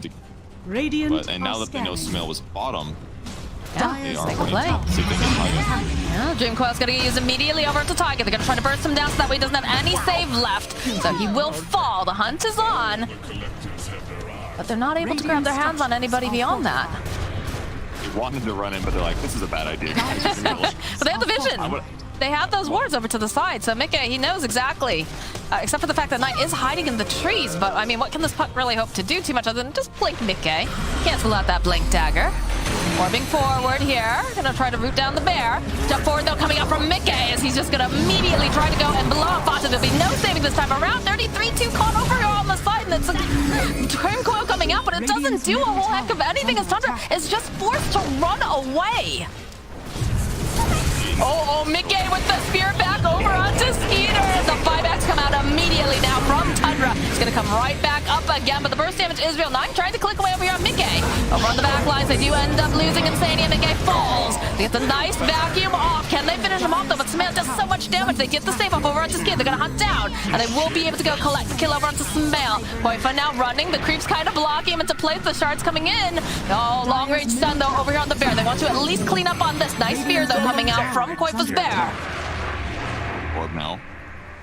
Human 7. I thought they're gonna get the bear for sure, but that roar was excellent. It basically was the same time the orb came out, so he couldn't orb jump, and his dream coil was coming off cooldown. But ultimately, that cost Tundra a lot. They had to buy back almost all of their heroes there because Liquid had done such a good job initiating. I mean, miCKe jumps in, gets the ulti off, kills the Oracle. That means that the next guy they go on is vulnerable. That was Darkseer. Here comes his blink in. He gets the ultimate off on Fada. They tried to interrupt his blink dagger with the rocket flare, but he had popped his hood barrier, which blocks the damage, still allows him to blink. That's why he was able to get on top of him. Then Tiny jumps in, focusing on Darkseer. They kill him before he gets his vacuum wall off, and then he tosses back Skeeter, spears him back, forcing them to commit to this fight. They would have just disengaged and lost their tower, but they had to jump in. If they lost Skeeter here with his ulti, I felt like the game would have been over there. So still decent for Tundra, but amazing engagement by Liquid. Those buybacks might really cost them later on. I don't know, Purge, I have this feeling that we're probably going for a long series here. I know the way that Tundra likes to play. If they can get enough time, we're probably going to see a very scary Skeeter going toe-to-toe with Liquid. I'm really unsure right now. I think they're in a good spot on Liquid. Give them Spare, though. Give out the Spare. They've had enough of it. Another Savage Roar, though. Snake King. He's going to hook shot away over to Fata. He's in a good position as Taiga facing down here with Skeeter. He's going to have the reincarnation up in just 1 second, though, so they can't... Oh, look at the Dream Coil over onto the back lines. They'll follow up with an arena here from miCKe as they go, and they spear over to the side, but again, Fata coming in with the safe coin fight. He's going to go down for the first time. Already taken out Insania, and now it feels like Liquid, they're on the back foot. Taiga running away. Koifa trying to shift back over into this bear form. Tundra not quite sure how they want to approach this, though, as miCKe throwing out the spear. Doesn't quite connect. Zing forward here from 9. Going to start plinking away over here into miCKe. They'll go, they'll use the cogs up. Now looking for the opening. Gets a nice avalanche toss off, and he bursts down Snake King. Now Skeeter, he's in for some trouble here. They do manage to go and get the Oracle ultimate off over onto Skeeter, buying him a bit more time. 33, though, just running around in circles. Gets a nice vacuum off, but there's nothing else to follow up. Does manage, though, to get Skeeter out. Oh, the toss, though, Fata. That's a big old bear being tossed over here onto this Oracle. So now gets yet another kill, and the Ice Blast does get tossed out, but no one is there to receive the end of it. And those are the diebacks. That's 50 seconds of a death timer for an Oracle at 23 minutes of the game, so they're going high ground here. They did a great job on the Tundra side, keeping their allies alive, but once they focus on miCKe, he's got tight. It's just way too tanky there. With the Sumail able to counter-initiate. Yeah, this is like potentially a 2Rex. They're gonna be a mid for sure. Maybe they go top 2. I don't see how Tundra can force them back until, you know, everybody's up and running again. And even then, it's a bit difficult. They don't have reincarnation for 30 seconds, and Skeeter's almost got his BKB, but yeah, this just feels like their buybacks cost them a little bit too much there. Gave them some net worth advantage, but losing a fight right outside their base, they cost back. They might save their melee here. Can be close. Oracle's gonna be up, so is 33 very shortly. 9 looking for this opening. Gonna try to spook him back a little bit. Poke away. And they're gonna get out.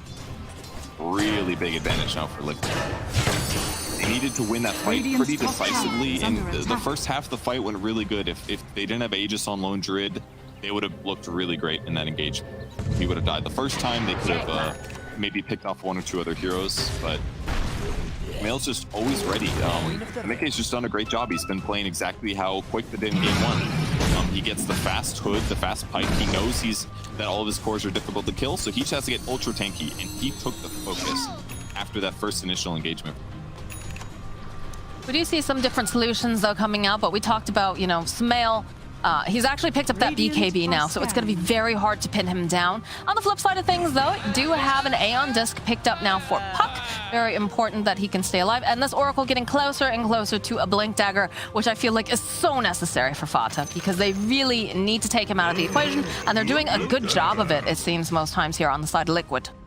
Yeah, they have done that a couple times. So Fada's also been ulting at the perfect moments too, where things look really bad for Skeeter. He drops the ulti, gives him time to escape or to stay alive through it. So yeah, Blink will be excellent. He's almost there. Just needs to dig up a couple more bounty runes, I guess. Then everything will be fine. They've almost got Blink Dagger on Darkseer as well. His net worth is really low. Here's that engagement. Snake King forced to hook shot away to keep himself safe.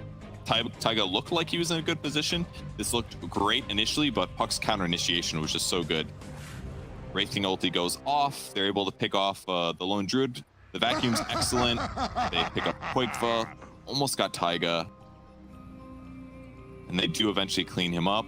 They don't want to go high ground, of course, but the vision from the illusions, and eventually miCKe kind of walked into them, like ready to fight. They're like, well, I guess we got to kill this guy. He's got a pipe. He's got a 16 stick, blocking 60% of physical damage from the front, and that just gave Sumail like the easy Avatos to clean up those utility supports. Skeeter was gonna die, but gets saved with the ulti, and he kind of wants to go back in, but he's got Mjolnir charge on him. Like, how are you gonna kill 2,000 HP Mars at that point in the game? It's just really hard unless Wraith King feels confident to slap him. I mean, you're not gonna be able to go in and give him the slaps there by any means. You can see they're pretty happy at the way that they turned that fight around. And yeah, so we're just waiting for a moment here. Do have a smoke over on the side of Liquid. Sure, they're feeling pretty good right now with the current item pickups that they just got. They have that BKB over on Sumail. I have a feeling they're going to be kind of sweeping around here. And you can see that Koifa has just what's the word? I don't want to say exponentially because I know JJ absolutely hates when you use that in the wrong phrase. See, I listen to you, JJ. I do. But you know, you are seeing that growth coming out. Just an empty box. All right. They're hunting though, for sure. Aghanim Shard on Lone Druid too for the bonus attack speed for him and his allies, and with Sumail going back for a right-click build with his BKB, he's queuing up Shard. This extra attack speed is going to mean Sumail does insane damage afterwards. So the death ball of Liquid here, tag team amplifying damage and attack speed increase from Lone Druid, everything just makes sense. And of course, Sumail finding himself a double damage too doesn't hurt either. Pretty good, yeah. Dire's bottom tower Tier 1. All right, the blink is completed now for Fata, so his positioning in these fights should feel a little bit better, but of course Liquid is just going to be running at them. They know that they're very strong right now, and you know, the later this goes, the more chance it gives for Skeeter to become a real threat. That's so completed now for miCKe. Pressure is on. Look how fast these towers go. Both a tiny and a Lone Druid. Pretty scary. All right, they're going to run back now. Here they go. Let's see if they can defend this. There's sieging. He's got the Solar Crest. Look at the damage coming out from Sumail with that double damage. Oof. Cleans up the Skelly boys. Pretty insane. Slap the bear again if it comes. That's so much armor here with the AC finish. You just keep trying to disarm it too. Just please don't touch our towers. This damage though, Skeeter already down to half health. And they'll use the Dream Coil over on the back line with a beautiful wall vacuum combo, but they need more damage out of here. 33 is just an island all by himself. The snowball coming in here from Taiga. There's a punch. 9 does find the kill over onto Insanius. Sumail though, and look at this arena here. Snaking is trapped. Skeeter is going to go down first time. Snaking trying, he's just holding them in place a little bit longer. Eventually won't get taken out by miCKe. And I just don't know how they get in here. 9 and Aeon just doesn't pop. It's miCKe chasing after them. The Savage Roar will force Skeeter back, and the focus is on there. Just paying attention to these racks. They're trying to get rid of this bear. It's been an absolute thorn in the side. miCKe though going forward again with the God's Rebuke, and they burst out anyone else. The toss up into the air. This is not looking good for Skeeter, but Fata, he hits his buttons perfectly. He's gonna be able to keep him alive just a bit longer. So he is rooted into place, but he just, I don't know if they have enough save. They don't have the save for him. The buyback now coming out from Skeeter. Fata is just gonna be sacrificed to the Liquid gods over here, and now 9, he's trying to just be as obnoxious as possible. If they have a ward, they have the vision. Look at miCKe waiting occasionally, not gonna be able to quite land it. As over on the back lines here, Skeeter is just forced to run back into his fountain. So hard for them to engage past the bear. The bear is just keeping Skeeter out of the fight. The vacuum wall is great. The Dream Coil is great, but this could be a good start though. 10 seconds till true form, but no follow-up on Koifa. Snaking on the back lines, just gets the jump over onto Koifa, but this bear's just shredding him into pieces.